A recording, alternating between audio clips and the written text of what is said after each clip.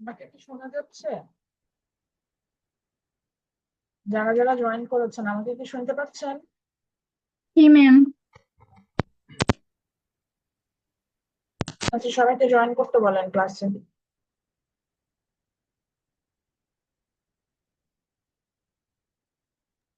জি ma'am বলছি।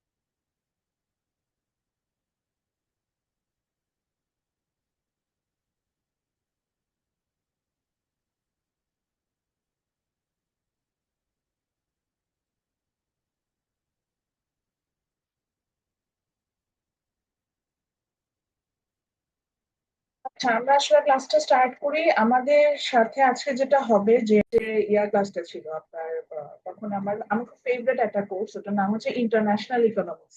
Even এটা আমি গ্রিন গ্রিন বিজনেস স্কুলেও পড়াই। আপনাদের ওপেন ইলেকটিভ হিসেবে এটা অফার হয়, ইন্টারন্যাশনাল ইকোনমিক্স। আর ইনশাল্লাহ এটা হচ্ছে যখন এখন তো ইকোনমিক্স মেজর হিসেবেই অফার হবে, সো মেজর সাবজেক্ট হিসেবে আছে। খুব মজার এই সাবজেক্টটা। ইকোনমিক্স এর সব সাবজেক্টে আমার কাছে মজা লাগে, এটাও মজারই বলবো। তবে এটার মজা লাগার কারণটা হচ্ছে এই যে ট্রেড করি না আমরা, ধরেন বিভিন্ন দেশের সাথে ট্রেড করি, কেন করি এটা একদম হাতে কলমে হিসাব করে দেখা দেয় যে ইউএস এর সাথে আপনি কখন ট্রেড করবেন।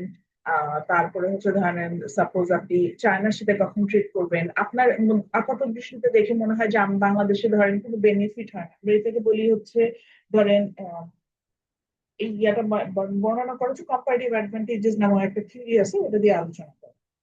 আপাত দৃষ্টিতে দেখে মনে হয় যে ওই দেশের কোনো বেনিফিট হচ্ছে না, বাট আসলে হয়। আমরা যে লিস্ট যে কান্ট্রিটা বলি তারও বেনিফিটেড হয়। তারপরে হচ্ছে ম্যাম কটেজ। ভয়েস ক্লিয়ার না, শোনা আমার যাচ্ছে এই না। যে আমার হাত থেকে আমার মাইক্রোফোন খুলে পড়ে গেছিল, সো ক্লিয়ার না হওয়াটাই স্বাভাবিক। এখন ঠিক আছে কিনা সেটা দেখেন। তারপরে মাইক্রোফোন খুলে গিয়েছিল, আর একটু নড়াচড়াও করেছিলাম। ঠিক আছে এখন ভয়েস রেসপন্স না করলে বুঝবো না তো। না ম্যাম, আগের মতোই তো। এর মতো আছে, আচ্ছা একটু চেক করতে না হবে। ম্যাম, ঠিক আছে, ভয়েস তো শোনা যাচ্ছে। ম্যাম ঠিকই তো আছে।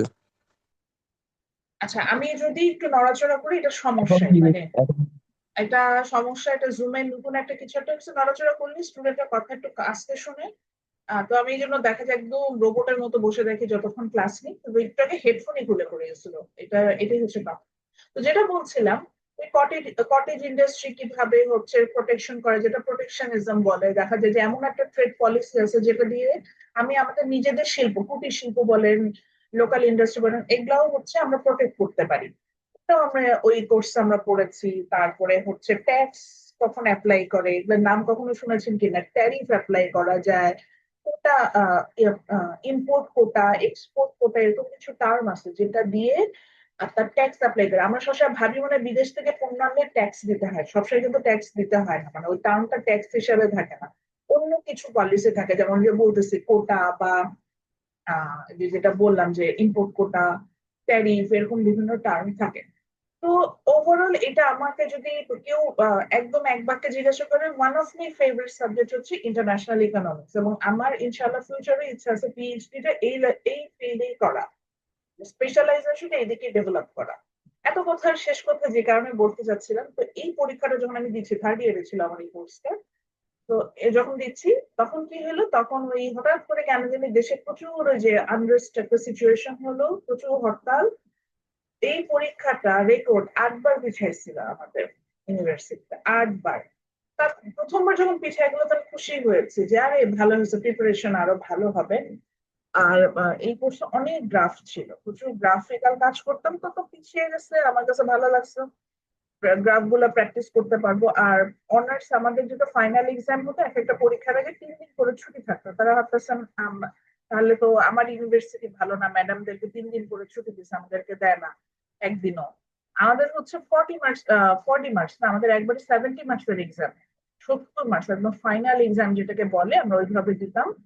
আহ এবং আমাদের হচ্ছে বাকি 30 যেটা, সেটা পুরোটাই হচ্ছে টিউটোরিয়াল বলে একটা কিছু ছিল, মানে ওটাও কাইন্ড অফ মিড টার্মের মতো, ওটার উপরে। হ্যাঁ বলেন তাহিয়াতুল মাওয়া। ম্যাম সরি মাঝখানে ডিস্টার্ব করার জন্য। আসলে ম্যাম আমার তো এখন আপনার শিডিউল ক্লাস। পার্সোনাল কিছু থাকলে আপনি একটু চ্যাট বক্সে রাখেন, এগুলো একটু রেকর্ডিং এ চলে আসে, তো এই জন্য আমি কারো পার্সোনাল প্রবলেম থাকলে একটু চ্যাট বক্সে লিখতে বলি। আপনি নো ম্যাম, সবাইকে না পার্সোনাল। জানাইতে চাইলেও আপনি সেটা হচ্ছে আমাকে জাস্ট ডিরেক্টলি টেক্সট করতে পারেন। আচ্ছা ম্যাম। ঠিক আছে, ওকে। সো যেটা বলতে চাচ্ছিলাম, আমার হচ্ছে পরে ওই পরীক্ষাটা 8 বার পিছাইলো, এবং 8 বার পিছানোর কারণ কি হলো, সত্যি কথা আমার এই পরীক্ষা যতটা ভালো হওয়ার কথা ছিল আমার অতটা ভালো হয় না। এবং এরকম অনেক পরীক্ষা আমার জীবনে পিছাইছে। তো পিছাইলে আমার কখনো আমি দেখছি আমার ওই পরীক্ষাটা ভালো হয়নি, বরঞ্চ ফার্স্ট টাইমে যতটুকু ভালো যা হওয়ার হয়ে যেত, পরবর্তীতে এটার অতটা আমার কখনোই ভালো হয়নি। তো এটা হচ্ছে আমার এক্সপিরিয়েন্স। এই জন্য আমি স্টুডেন্টদেরও বলি যে বেসিক্যালি এক্সাম পিছাইলে আমরা যে খুশি হয়ে যাই যে পরীক্ষাটা মনে হয় ভালো হবে, বিষয়টা তা হয় না। আচ্ছা তাহিয়াতুল মাওয়া কি বলবো এটা আমি জানি। প্রথমত আসে আমাদের সাথে হচ্ছে রুটিন শেয়ার করা হয়, আপনাদের সেন্ট্রাল রুটিন ওয়াইজ এখন 2 5 to B2 সেকশনে কোনো ক্লাস নাই। 2 5 to B2 সেকশনে যেহেতু কোনো ক্লাস নাই, আমি তো মোটামুটি আমার কলিগদের সাথে কানেক্টেড, মোটামুটি তাদের সাথে কানেক্ট করছে। আমি জানি কেউই এখন 252 B2 সাথে ক্লাস করছে না।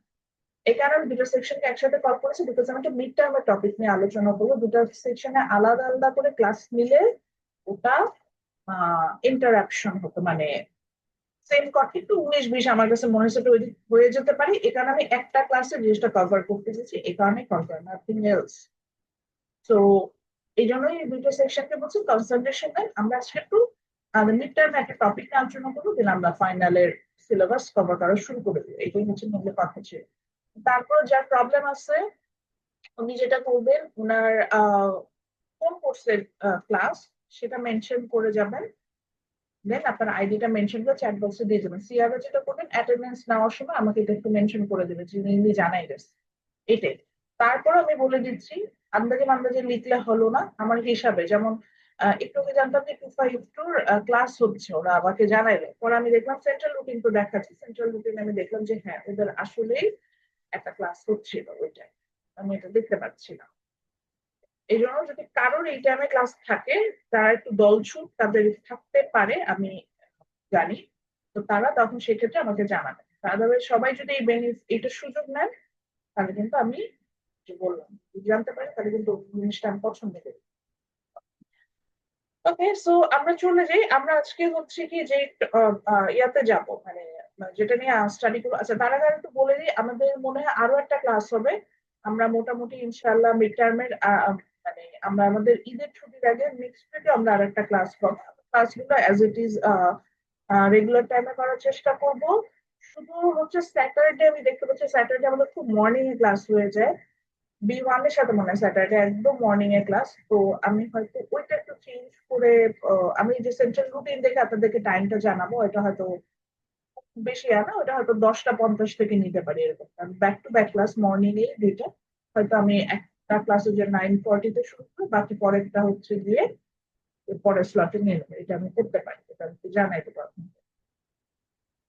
ওকে, তো আমরা যেটাতে ছিলাম, মানে যে টপিকটা নিয়ে আলোচনা করছি, আমরা দেখবেন যে মিড টার্মে আমি এটা রেকর্ডেড ভার্সন ক্লাস দিয়েছি, চাইলে ওটা দেখলেই হয়ে যাবে। এমন না যে আমি আলাদা করে কিছু করবে। ইনফ্যাক্ট সেম ম্যাটেরিয়াল আমি এখানে ফলো করছি, যে ম্যাটেরিয়াল দিয়ে আমরা কাজ করবো। তো এই কারণে কারণ মনে হয় যে না আমি পারছি না, আমার হচ্ছে না, এটা না ওয়ারি হওয়ার কিছু নেই। কারণ হচ্ছে আমরা এখানে আপনার ইয়েতেই করে আসবো, কিছু বলে যে আমরা এই লার্নিংটাই আমাদের হবে, মানে আমরা এলাস্টিসিটি নিয়ে এখানে হচ্ছে গিয়ে স্টাডি করা শুরু করবো। এতটুকু বের হলে হবে, তোমরা বের করে আমি ওখান থেকে বের করে নিয়ে যতটুকু লাগে নিয়ে বাকিটা রাখবো। তারপরে হচ্ছে গিয়ে আমরা সরি, তো যেটা বলছিলাম যে আমরা ওই পরের অংশটাতে চলে যাবো, মানে ম্যাটেরিয়াল সেম, এটাও বলতে চাচ্ছিলাম। আচ্ছা, আমার কথা কি ঠিক আছে? জি ম্যাম। তো প্রথমে আসি এই চ্যাপ্টারটা, যেটা আমরা চ্যাপ্টারটার নেমটা আগে একটু দেখে নিই। সেটা চ্যাপ্টারটার নেমটা বলছে এলাস্টিসিটি এন্ড ইটস অ্যাপ্লিকেশন। অনেকের মনে একটা প্রশ্ন জাগে যে এলাস্টিসিটি, যদি আপনি সায়েন্সের স্টুডেন্ট হন তাহলে এলাস্টিসিটি টার্মটা পড়ে আসার কথা। এলাস্টিসিটি বলতে কি বোঝায় এটা একটু আলোচনা করি। এলাস্টিসিটি বলতে এমন একটা বিষয় বোঝায় যেখানে কোনো বস্তুর উপর বল প্রয়োগ করলে বস্তুটার অবস্থার পরিবর্তন ঘটে, আবার ওই বলটা অপসারণ করলে বস্তুটা আগের অবস্থায় ফিরে আসে। এই কনসেপ্টটাকে আমরা বলে থাকি এলাস্টিসিটি। যেমন ধরেন আমরা আমাদের হেয়ারটাকে এলাস্টিক বলতে পারি। দেখবেন যে আপনি যদি বল প্রয়োগ করেন, দেখবেন যে আপনার চুলটাকে মনে হবে যে ফ্লেক্সিবল, এটা আপনার অবস্থানটা বল আগের অবস্থান থেকে এটার অবস্থানে পরিবর্তন হচ্ছে, আকৃতি পরিবর্তন হচ্ছে। আর যখন বল অপসারণ করা হচ্ছে তখন আবার আগের আকৃতিতে ফিরে আসছে। তো এই জিনিসটাকে আমরা বলে থাকি হচ্ছে এলাস্টিক। যেমন আমরা রাবার ব্যান্ড এই টাইপের জিনিস দিয়ে খুব বেশি ভালো বুঝি, দেখি যে হেয়ার ব্যান্ড টাইপের যেগুলো, যেগুলোকে বল প্রয়োগ করলে দেখবেন যে ওটা অনেক এক্সটেন্ড করে, ওটা ওনার যে অরিজিনাল যে শেপ সেটাকে অনেক এক্সটেন্ড করে। দেন when you remove the force it go back to its original shape. তো এই টার্মটাকে এলাস্টিসিটি বলছে। এখানে দুটো ফ্যাক্টর ইম্পর্টেন্ট, একটা হচ্ছে এর উপর কতটুকু ফোর্স আই মিন বল প্রয়োগ করা হচ্ছে এবং এর আকৃতির কতটুকু পরিবর্তন হচ্ছে। তো এটা আসলে ইকোনমিক্স এই কারণে যাবো না, তবে এখানেও দুটো ভেরিয়েবল কাজ করে। দুটো ভেরিয়েবল বলতে বোঝাচ্ছে যে একটা বল প্রয়োগ করছে আর একটা হচ্ছে তার অবস্থার পরিবর্তন ঘটাচ্ছে। এই দুটো ভেরিয়েবল কিন্তু এখানেও কাজ করে, আমি এটাই বলতে চাচ্ছি। তো এখানে আমরা যখন ইকোনমিক্স এলাস্টিসিটি নিয়ে পড়বো, তো ইকোনমিক্সও একটা মানে ইন্ডিপেন্ডেন্ট, মানে একটা মেইন ফ্যাক্টর পাবো যেটার কারণে আমি দেখবো যে একটা চেঞ্জ আসবে। আবারও বলছি, ইকোনমিক্সও যখন আমরা স্টাডি করব আমরা দেখবো যে এখানেও একটা মেইন ফ্যাক্টর থাকবে। একটা মেইন ফ্যাক্টর আমরা পাবো যেটার কারণে আমার এক বস্তুর অবস্থানের একটা পরিবর্তন ঘটবে, আমরা এরকম একটা দেখতে পাবো। আবার বলছি যে ইকোনমিক্স যখন আমরা পড়বো, ইকোনমিক্স এখন কিন্তু আমরা ফিজিক্স থেকে বা সায়েন্স থেকে এখন ইকোনমিক্স এর ব্যাক চলে আসে। তো ইকোনমিক্স ইলাস্টিসিটি, ইকোনমিক্স ইলাস্টিসিটি বলতে বোঝাচ্ছে যে here we will find out A factor যেটার কারণে আরেকটা ফ্যাক্টরের পরিবর্তন হবে। জাস্ট লাইক দ্য ফিজিক্স, যে ওখানে একটা ফ্যাক্টর ছিল লাইক ফোর্স, সেটার কারণে আরেকটা বস্তুর হচ্ছে গিয়ে আহ আরেকটা বস্তুর হচ্ছে গিয়ে অবস্থার পরিবর্তন হবে। আচ্ছা, তাহিয়াতুল মাওয়া, আপনি আমাকে শুনতে পাচ্ছেন? আছেন আপনি জি এখনো ম্যাম। আছেন? হ্যাঁ, ক্লাস আছে। 261 আপনি মাইক্রো ইকোনমিক্স কিভাবে পেয়েছেন? ম্যাম আমি ট্রান্সফার হয়ে আসছিলাম, আপনাকে ইনফর্ম করছিলাম সেকেন্ড ক্লাস হ্যাঁ, আই থিঙ্ক। না না, আচ্ছা, ক্রেডিট ট্রান্সফার। হ্যাঁ হ্যাঁ। আচ্ছা, আপনি if you want you may leave. I will consider your attendance, don't worry. Okay, thank you ma'am, আসসালামু আলাইকুম। তো যেটা বলতে চাচ্ছিলাম যে এখানেও একটা একটা এক্সটার্নাল ফোর্স আসবে, মানে ফিজিক্সে কি হচ্ছে যে ফোর্স স্প্রেড করছেন, সো একটা বস্তুর শেপে চেঞ্জ হচ্ছে, দ্যাটস ইলাস্টিসিটি। আর এখানে যেটা হবে যে একটা ফ্যাক্টর পাবো যে ফ্যাক্টরের কারণে আর একটা ফ্যাক্টরের পরিবর্তন ঘটবে। আবার হচ্ছে একটা ফ্যাক্টর আমি পাবো যে ফ্যাক্টরের কারণে আর একটা ফ্যাক্টরের পরিবর্তন ঘটবে। এই সিচুয়েশনটাকে আমরা কিন্তু এখানে এলাস্টিসিটি, এখানে আমরা হচ্ছে কি এলাস্টিসিটি বলবো। তো এখানে যেটা হচ্ছিল যে আমরা যখন এখানে স্টাডি করছিলাম, মানে এখানে স্টাডি করার কথা বলতে বুঝাচ্ছি যে আমরা যখন এখানে আসছিলাম তখন আমরা যেটা দেখতে পেলাম যে আমাদের হচ্ছে গিয়ে আমরা যখন এখানে আসবো ইকোনমিক্স দেখবো যে একটা ইন্ডিপেন্ডেন্ট ফ্যাক্টর থাকবে, এটার কারণে আর একটা ফ্যাক্টরের কি কোনো পরিবর্তন হয় কি হয় না, এরকম একটা টার্মকে আমরা ইলাস্টিসিটি দিয়ে মেজার করবো। এখন আপনি বলতে পারেন যে ম্যাডাম আমি এখানে ইন্ডিপেন্ডেন্ট টার্ম কি হবে, ধরেন ওগুলো কনসেপ্ট আমি কি কিছু বুঝি না। কারণ আজকে আমি একটা যদি সিদ্ধান্ত নিই, এই সিদ্ধান্ত অনুযায়ী আজকে আমার ক্লাসের কিন্তু একটা পরিবর্তন হতে পারে। বোঝার চেষ্টা করেন, আজকে যদি আমি আমার ক্লাসে কোনো পরিবর্তন ঘটাই, মানে আমি এখন যদি কোনো সিদ্ধান্ত নেই, সেই সিদ্ধান্ত অনুযায়ী আমার ক্লাসে কিন্তু একটা পরিবর্তন আসতে পারে। তো এই যে আমি একটা সিদ্ধান্ত নিলাম, আমার সিদ্ধান্তের কারণে ক্লাসে একটা পরিবর্তন আসতে পারে, এই সিচুয়েশনটাকে কিন্তু আমি এলাস্টিসিটি বলতে পারি ইকোনমিক্স এর টার্মস। তো এরকম আমরা কিছু টার্ম দেখবো, মানে একটা সিচুয়েশন দেখবো যেটার কারণে আমার আর একটা বস্তুর পরিবর্তন আসতে পারে। তো যেহেতু একটার কারণে আমার আর একটা বস্তুর পরিবর্তন আসবে, এই টার্মটাকে আমরা বলে থাকবো হচ্ছে কি আপনার এলাস্টিসিটি। আমরা বলছি যে যেহেতু আমার একটা টার্মের কারণে আর একটা টার্মের পরিবর্তন আসবে, সেই টার্মটাকে আমরা বলবো হচ্ছে কি এলাস্টিসিটি। এরকম একটা সিচুয়েশনে আমরা এখানে লার্ন করা শিখবো। তো প্রথমে আসি আমরা এখানে কি পড়বো। আচ্ছা, তার আগে একটু বলে দিই, এলাস্টিসিটি কনসেপ্টটা ক্লিয়ার করা ইম্পর্টেন্ট, এই কারণে আমি আগে একটু এলাস্টিসিটির কনসেপ্টটা নিয়ে আলোচনা করছি। তারপরে আমরা ম্যাথসে চলে যাব। এক্সামে আমাদের ম্যাথসই আসে। এক্সামে এটা আপনি বলতে পারেন যে ম্যাডাম আমরা ক্লাস করি না এই জন্য বলতেছেন, না। ইউজুয়ালি আমরা যখনই কোশ্চেন গুলো করি, এলাস্টিসিটি থেকে ইউজুয়ালি থিওরিটিক্যাল কোশ্চেন করার মতো কোনো জায়গা নাই। খুব বেশি হলে সেখান থেকে একটা ডেফিনেশন আস্ক করা যায় এরকম। সেই কারণে আমরা যেটা করেছি, আমরা যেটা করে থাকি ইউজুয়ালি এখান থেকে কোশ্চেনই করি হচ্ছে আপনার আহ, আহ, যেটাকে বলছিলাম যে ওই যে ম্যাথস বেস একটা কোশ্চেন করে থাকি। সো ম্যাথ বেস কোশ্চেন গুলো করি, ম্যাথ গুলোই হচ্ছে গিয়ে আমরা পরীক্ষায় দিই, এটাই বলতে চাচ্ছিলাম। আমরা পরীক্ষায় দিই, তো ওরকম হতে পারে। তো আমরা যেটা চেষ্টা করব সেটা হচ্ছে কি ম্যাথসটা ভালো করে করতে, আর হলো আমরা যেটা চেষ্টা করবো সেটা হচ্ছে ম্যাথসটা ভালো করে করতে। ম্যাথসটা ভালো করে করলে দেখা যাবে যে আমরা সুন্দর মতো হচ্ছে গিয়ে ইয়াটা করতে পারছি। এর পাশাপাশি যদি আমাদের প্রয়োজন হয় তাহলে হচ্ছে গিয়ে আমরা যেটা করবো যে থিওরিটা একটু বোঝার চেষ্টা করবো, থিওরিটিক্যাল কনসেপ্ট যেটা সেটা বোঝার চেষ্টা করবো, এটাই বলতে চাচ্ছিলাম। আচ্ছা, তো আমরা চলে যাই। তো আমরা যেটা ছিলাম এই জন্য একটু স্ক্রিনশটটা ক্লোজ করে দিচ্ছিলাম। তো আমরা এখানে যেটা হচ্ছে যে আমরা এখানে দুইটা টার্ম সম্পর্কে আইডিয়া নিব, সেটা হচ্ছে প্রাইস এলাস্টিসিটি অফ ডিমান্ড, আর একটা হচ্ছে price elasticity of supply.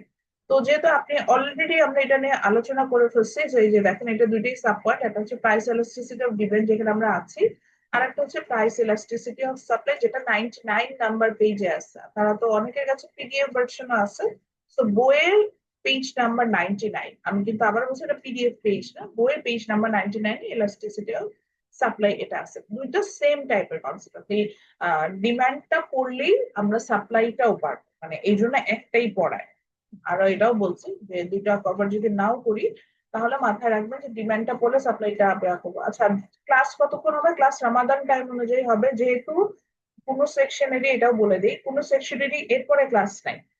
2 5 ব্যাচেরই next স্লটটাতে class নেই। আমার ক্লাস শেষ করতে একটু সময় লাগবে, যেহেতু দুইটা ব্যাচ একসাথে আছে আমার।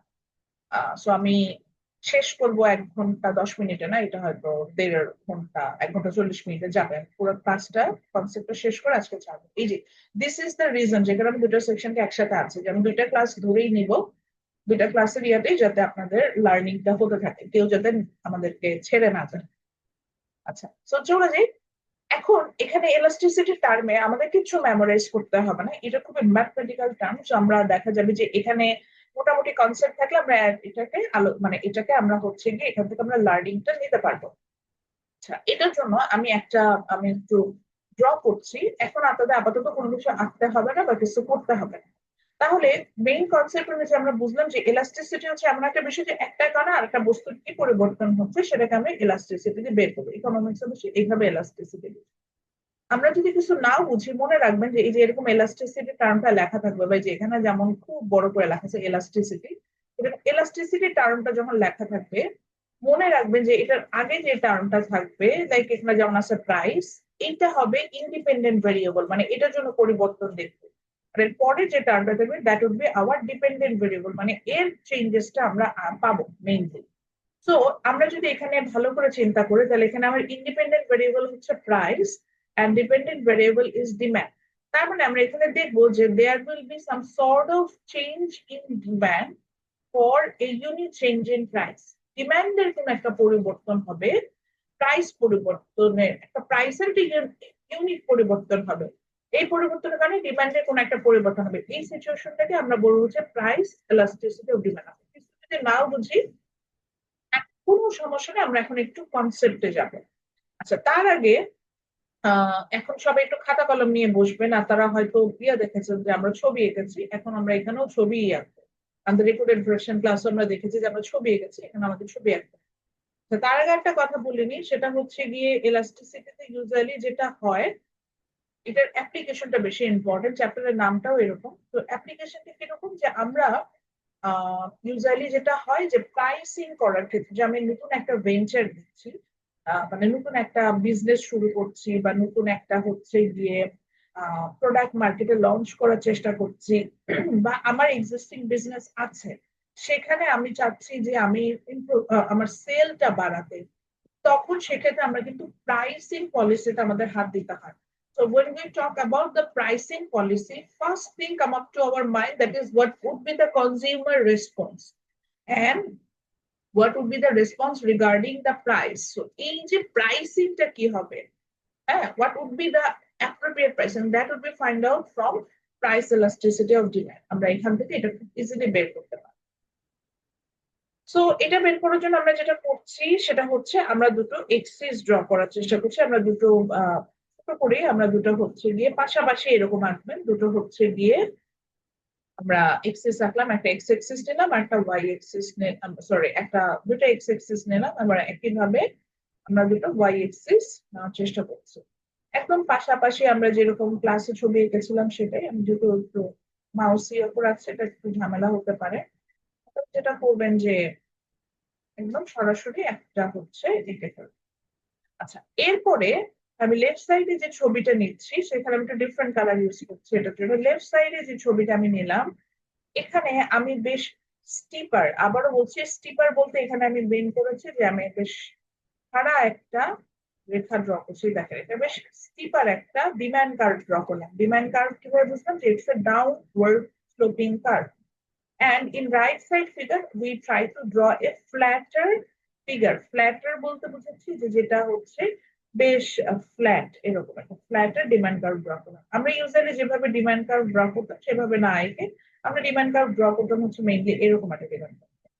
ওইভাবে ড্র না করে আমরা যেটা করলাম যে আমরা একটা বেশ স্টিপার এবং বেশ ফ্ল্যাটার একটা ডিমান্ড কার্ভ ড্র করলাম। এতক্ষণ পর্যন্ত যতটুকু এঁকেছে এটা সবাই এঁকে ফেলে, তো আমরা একই রকম জানি যে এক্স অ্যাক্সিসে আমরা রাখি হচ্ছে প্রাইস কে।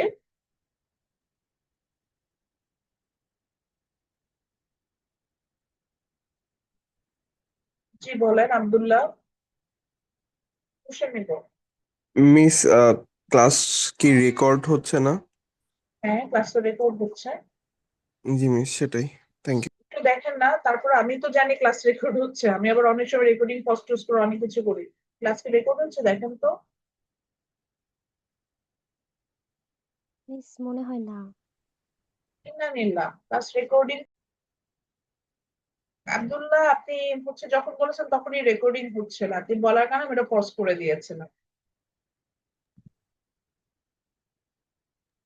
Sorry miss. আমার আমার এন্ড থেকে যেটা হয়, আমার এন্ড থেকে রেকর্ডিং মানে সবকিছু শেয়ার অপশন বন্ধ করে দিতে হয়, তারপরে রেকর্ডিং এ গেলে আপনি সরি বলে যেটা হলো পুরো জিনিসটা আমি যেটা এঁকেছে ওটা মুছে গেছে, এই হলো যা। আচ্ছা ঠিক আছে, সমস্যা না। তো একটু শিওর হয়ে, কারণ আপনাদের এন্ড থেকে এটা সবসময় দেখা যায় যে কিভাবে রেকর্ডিং হচ্ছে বা না হচ্ছে। শিওর হয়ে তারপরে করবেন। চলে যাই। তো হোয়াইট বোর্ড নিলে আমি হোয়াইট বোর্ড নিলাম। আচ্ছা, দাঁড়ান, তারপর দেখি যে এটাতে করা যায় কিনা। এখনকার ইয়ার হোয়াইট বোর্ডটা বেশি একটা ভালো না। আমি এটা পছন্দ করি যে স্টুডেন্টদের সাথে শেয়ার হয়, স্টুডেন্টরাই চাইলে ড্র করতে পারে। আচ্ছা, আমি এটা ক্লোজ করে দিই। আমি আমার মতো করে যেটা ওয়ার্ড ফাইল দিয়ে করছিলাম সেভাবে যাই। তো যেটা ছিলাম যে আমরা আবার আমাকে এখন আঁকতে হবে, আমি দুটো আবার এক্সিস নিচ্ছি, x axis and y axis, এবং সেখানে আমরা যেটা করার চেষ্টা করব যে আমরা দুটো ছবি আঁকবো, একটা হবে বেশ ফ্ল্যাটের আর একটা হবে বেশ স্টিপার। বুঝে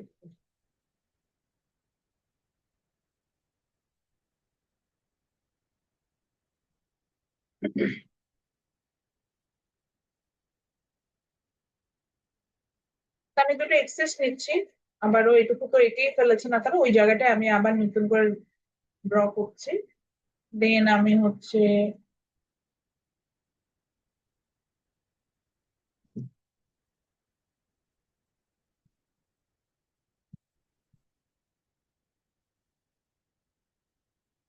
ওয়াই এক্সিস নিলাম। আগে হচ্ছে গিয়ে বোঝার জন্য আমি বললাম এক্স এক্সিস এবং ওয়াই এক্সিস সেম সিমিলার জিনিস যেহেতু আছে সেটা বুঝাইতে আমি এখানে নাম দিচ্ছি প্রাইস। ওয়াই এক্সিস আমি এটা হচ্ছে প্রাইস দিয়েছি, কোয়ান্টিটি।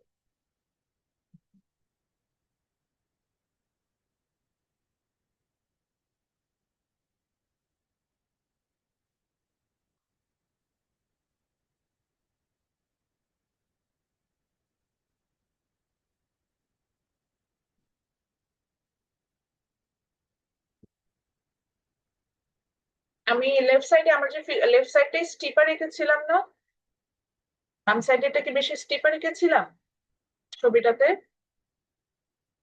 আগে যখন আগে যখন এঁকেছি লেফট সাইডে এরকম স্টিপার এঁকেছিলাম, মানে এরকম খাড়া।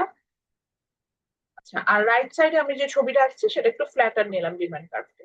তো দেখেন দুইটা পাশাপাশি ডিমান্ড কার্ভ রেখেছি, জাস্ট দুইটা শেপটা একটু ডিফারেন্ট। লেফট সাইডটা দুটো শেপটা হচ্ছে ডিফারেন্ট, আমি জাস্ট হচ্ছে পাশাপাশি দুটোকে আঁকার চেষ্টা করবো, পাশাপাশি দুটো ডিমান্ড কার্ভ রেখেছি, জাস্ট হচ্ছে শেপটা একটু ডিফারেন্ট আছে। এখন আমরা কি করব, এই জায়গাটা তো একটু কেয়ারফুল হন আপনারা, এই ভুলগুলো করেন। আমি দুটো প্রাইস চেঞ্জ নিব এবং প্রাইস চেঞ্জের জন্য কোয়ান্টিটি ডিমান্ড বের করার চেষ্টা করবো যে আমার ডিমান্ডে কতখানি পরিবর্তন এখানে আসলো। আপনারা ইউজুয়ালি যেটা করেন যে আগে হচ্ছে কি প্রাইসটা নেন, তার কোয়ান্টিটিটা নেন, তারপরে ডিমান্ড কার্ভটা আঁকার চেষ্টা করেন। এই ক্ষেত্রে ভুলটা হয়ে যায়, যেটা আগে দেখাই দিলাম যে আগে আমরা ডিমান্ড কার্ভটা ড্র করবো, দেন প্রাইস আর কোয়ান্টিটি বোথ দেবো।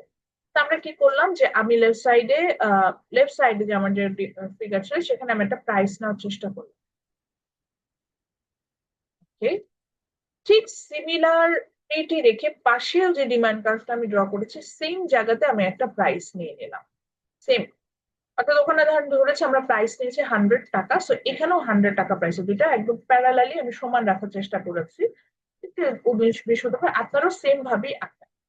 দেন আমি লেফট সাইডের ফিগারটার জন্য যেটাকে আমরা স্টিপার বলছি সেটার জন্য আমি কোয়ান্টিটিটা বের করে নিলাম। সো যে পয়েন্ট আমার ডিমান্ড কার্ভটা পাস করে গেছে, from that point we find out the quantity demand to the x-axis. In the same way, in right side figure, we find out the quantity demand again. So from that point, we pointed out the quantity demand to the x-axis. দেন আমি আর একটা price change নিলাম, আমি বেশ বড় একটা পরিবর্তন নিলাম। ধরেন আমি 100 টাকা থেকে একদম হাফে চলে আসলাম, 50 টাকা প্রাইসে চলে আসলাম, এবং দেখতে পেলাম এখানেও একটা এর ডিমান্ড কার্ভটা পাস করে যাচ্ছে। সেম এখানে যতটুকু ডিমান্ড কার্ভ এখানে নিয়েছি, ঠিক একই সিমিলার চেঞ্জেসটা আমি ধরে, যে আপনারা বাসায় যেহেতু আছে স্কেল দিয়ে আপনি এটা নিতে পারেন, স্কেল দিয়ে মোটামুটি করে নিলাম। আমার ডিমান্ড কার্ভটা যেহেতু অনেক ফ্ল্যাটার, সেখানে এটা অনেক বাহিরের দিকে চলে যাচ্ছে, আমি এটা একটু উপরে নিতাম, নাহলে আমার ডিমান্ড কার্ভ অনেক ফ্ল্যাটার তো হবে না লেফট সাইড অফটাতে, এই জন্য। আচ্ছা, তো আমি এখানে আরো একটু উপরের দিকে একটা প্রাইস নিলাম। দেন আমি আমার লেফট সাইডের ফিগারও ঠিক সিমিলার জায়গা থেকে একটা উপরের দিকে একটা প্রাইস নিলাম, যেটা আমার ডিমান্ড কার্ভকে একদম শেষের দিকে, যেটাকে বলা যায় ওখানে যা পাস করে যাচ্ছে, মানে একটু হিটেড হয়ে যাচ্ছে। ঠিক করে নিই। আমার এই ডিমান্ড কার্ভের একদম শেষের দিকে যে এটাকে পাস করছে, তো আমি সেটা হচ্ছে দিয়ে এখানে দেন আমি সেই পয়েন্ট থেকে যেটা করলাম, যে আমি এখান থেকে কোয়ান্টিটিটা ফাইন্ড আউট করলাম from the both of the figure.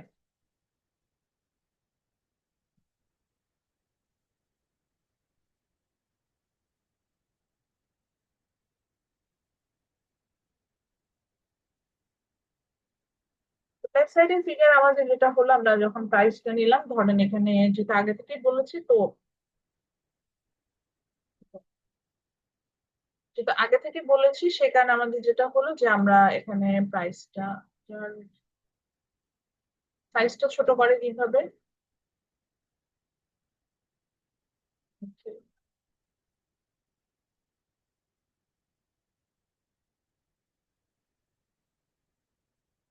সেখানে ইয়া করার জন্য নিচ্ছিলাম না, এত বড় লিখলে আসলে হয় না, তো যাই হোক আমি এখানে 100 নিলাম।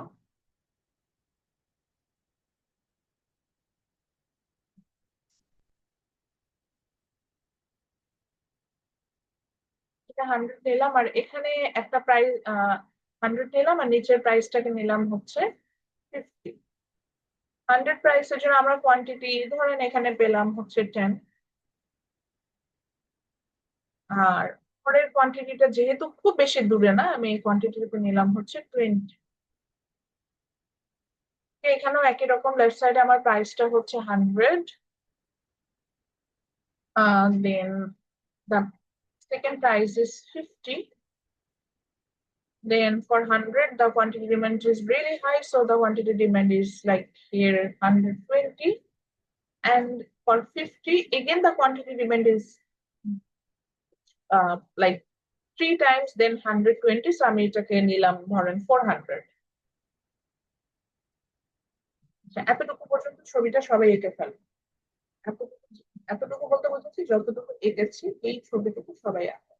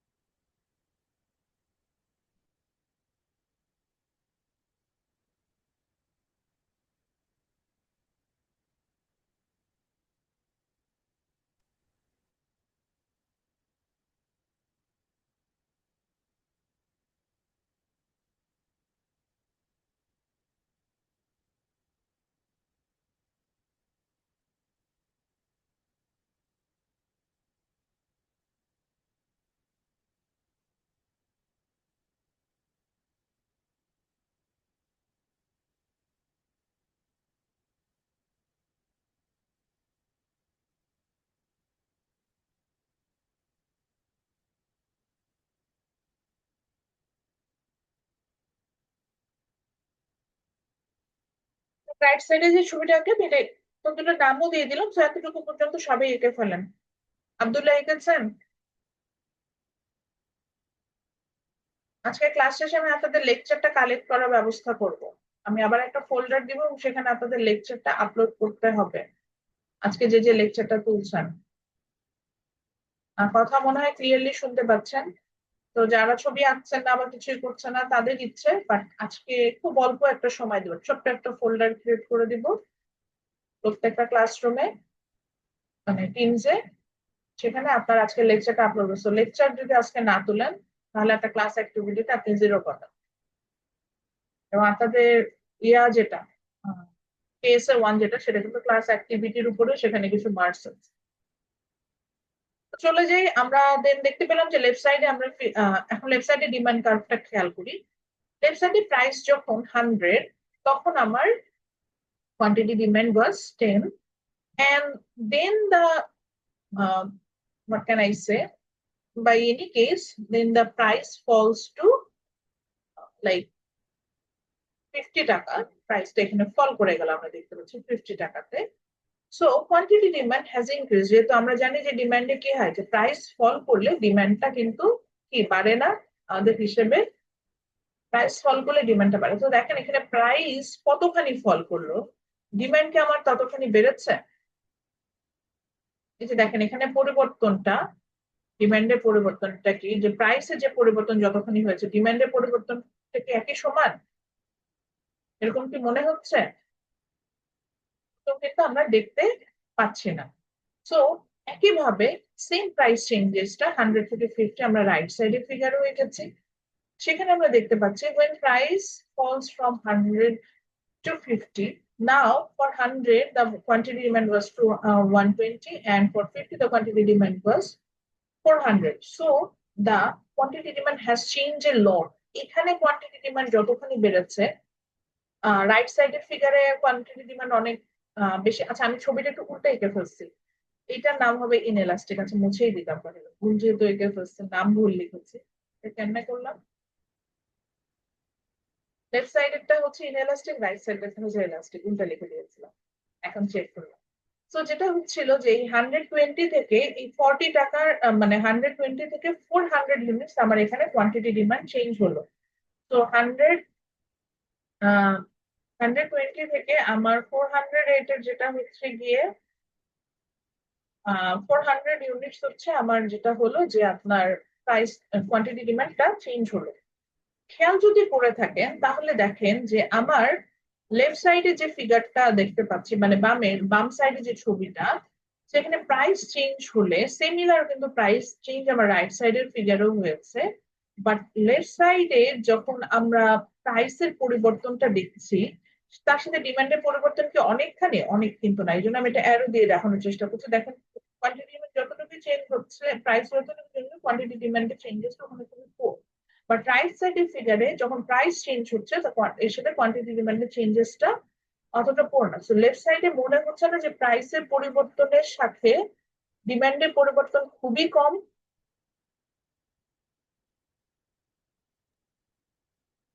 মনে জি ম্যাম। হচ্ছে কিনা? লেফট সাইড আমি যেটা নিচে ইনএলাস্টিক ডিমান্ড লিখছি, যে ভুল লিখে ফেলছিলাম, এই জন্য আবার ঠিক করে দিচ্ছি, ইনএলাস্টিক ডিমান্ড কার্ভ লিখছি, এখানে কি মনে হচ্ছে না যে প্রাইস পরিবর্তনের সাথে আমার ডিমান্ডের পরিবর্তন অনেক কম? কিন্তু রাইট সাইডে যে ফিগারটা দেখছি, যেখানে আমরা এলাস্টিক বলছি, এটাকে দেখেন তো, এখানে মনে হচ্ছে না যে প্রাইসের একটুখানি পরিবর্তনের জন্য আমার ডিমান্ড অনেকখানি পরিবর্তন হচ্ছে? এটাকে আমরা বলছি হচ্ছে কি এলাস্টিক, এবং এই কার্ভটাকে আমরা বলছি elastic demand curve. So elastic and inelastic কি এখন বুঝি। তো প্রাইস এলাস্টিসিটি অফ ডিমান্ড যে টার্মটাকে আমরা বলছিলাম, এটা আমি একটু লিখি। প্রাইস এলাস্টিসিটি অফ ডিমান্ড এই টার্মটাকে আমরা যেটাকে বলছিলাম, যে এখানে আমরা দেখি যে how much our price changes for an unique change in price, price elasticity.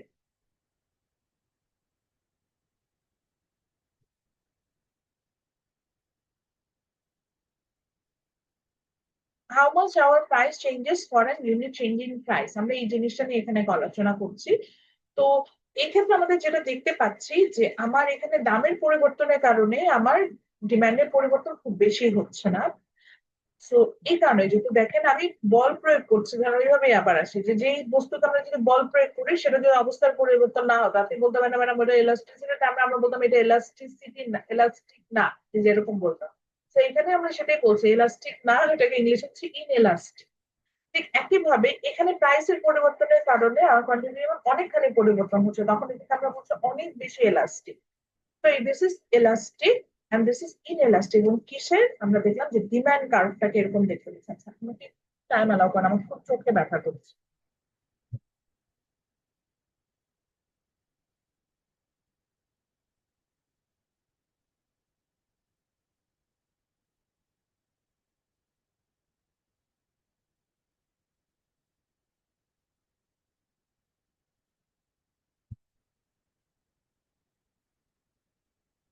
Inventory savings করতে গিয়ে আমি হচ্ছে কোনো লাইট দিই নাই। এখন চোখে খুব ব্যথা করছে, মানে চোখে লাগতেছে। কম্পিউটারে তো ইনফ্রারেড বের হয়। তো এখানে যেটা হলো, তো 100 থেকে আমার 50 টাকা, দেখেন যখন এখানে প্রাইসটার আমার পরিবর্তন হচ্ছে, আমার ডিমান্ডের পরিবর্তনটা কিন্তু আমি বেশ অনেকখানি দেখতে পাচ্ছি। তাহলে এই যে প্রাইসের পরিবর্তনের কারণে ডিমান্ডের পরিবর্তনটা যেহেতু অনেকখানি, এটাকে আবার আমরা বলছি এটা হচ্ছে ইনএলাস্টিক। হ্যাঁ, ইনএলাস্টিক বলতে এখানে বোঝায় হচ্ছে যে, এটাকে আমরা বলছি ইনএলাস্টিক, এবং ইনএলাস্টিক বলতে এখানে আমাদের যেটা বোঝায় সেটা হলো যে, ইনএলাস্টিক বলতে আমরা এখানে যেটা বুঝাই যে, যেখানে আমার হলো সরি, এলাস্টিক বলতে আমরা যেখানে বুঝি যে যেখানে প্রাইস পরিবর্তনের সাথে ডিমান্ডের পরিবর্তন অনেক বেশি হবে। তাহলে এখন আসেন, এই এলাস্টিসিটি টার্মটা বা প্রাইস এলাস্টিসিটি অফ ডিমান্ড টার্মটা কি? প্রাইস এলাস্টিসিটি অফ ডিমান্ড আপনারা তো অলরেডি করেছেন, এটা শর্ট ফর্মে এটার একটা নাম আছে, আমরা এটার নাম দিয়েছি হচ্ছে পিইডি। তো প্রাইস এলাস্টিসিটি অফ ডিমান্ড, ইনিশিয়ালটা নিয়ে আমরা এভাবে বলি।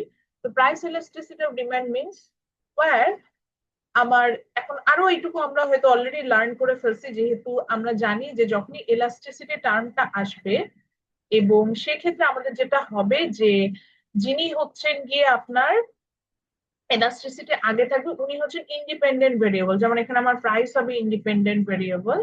ওনার জন্য আমার কোয়ান্টিটি ডিমান্ডের কতখানি পরিবর্তন হবে সেটা আমরা এখানে বের করার চেষ্টা করব। অর্থাৎ আমার এলাস্টিসিটি আগে যে টার্ম সেটা হচ্ছে আমার ইন্ডিপেন্ডেন্ট ভেরিয়েবল, এলাস্টিসিটির আগে যে টার্ম ওটা হচ্ছে আমার ইন্ডিপেন্ডেন্ট ভেরিয়েবল। ওর কারণে আমার কোয়ান্টিটি ডিমান্ডের কতখানি পরিবর্তন হবে আমরা কিন্তু সেটাই এখানে বের করার চেষ্টা করবো। যেমন আমার এখানে প্রাইসটা হচ্ছে, দেখতে পাচ্ছিলাম যে এলাস্টিসিটির আগে এই টার্মটা, তার মানে আমার প্রাইসটা হচ্ছে এখানে ইন্ডিপেন্ডেন্ট টার্ম, অর্থাৎ তারই জন্য আমরা দেখবো যে আমার ডিমান্ড, এটা এলাস্টিসিটির পরের টার্মটা এর কতখানি পরিবর্তন হবে। তো বইয়ে দেখবেন যে ডেফিনেশনটা এইভাবে দেওয়া, যে price elasticity of demand measures how much quantity demand changes, অর্থাৎ ডিমান্ডের কতখানি পরিবর্তন হচ্ছে, how much quantity demand changes for N unit change in price, প্রাইসের পরিবর্তনের কারণে আমার কোয়ান্টিটি ডিমান্ড বা ডিমান্ডটা কতখানি পরিবর্তন হয়।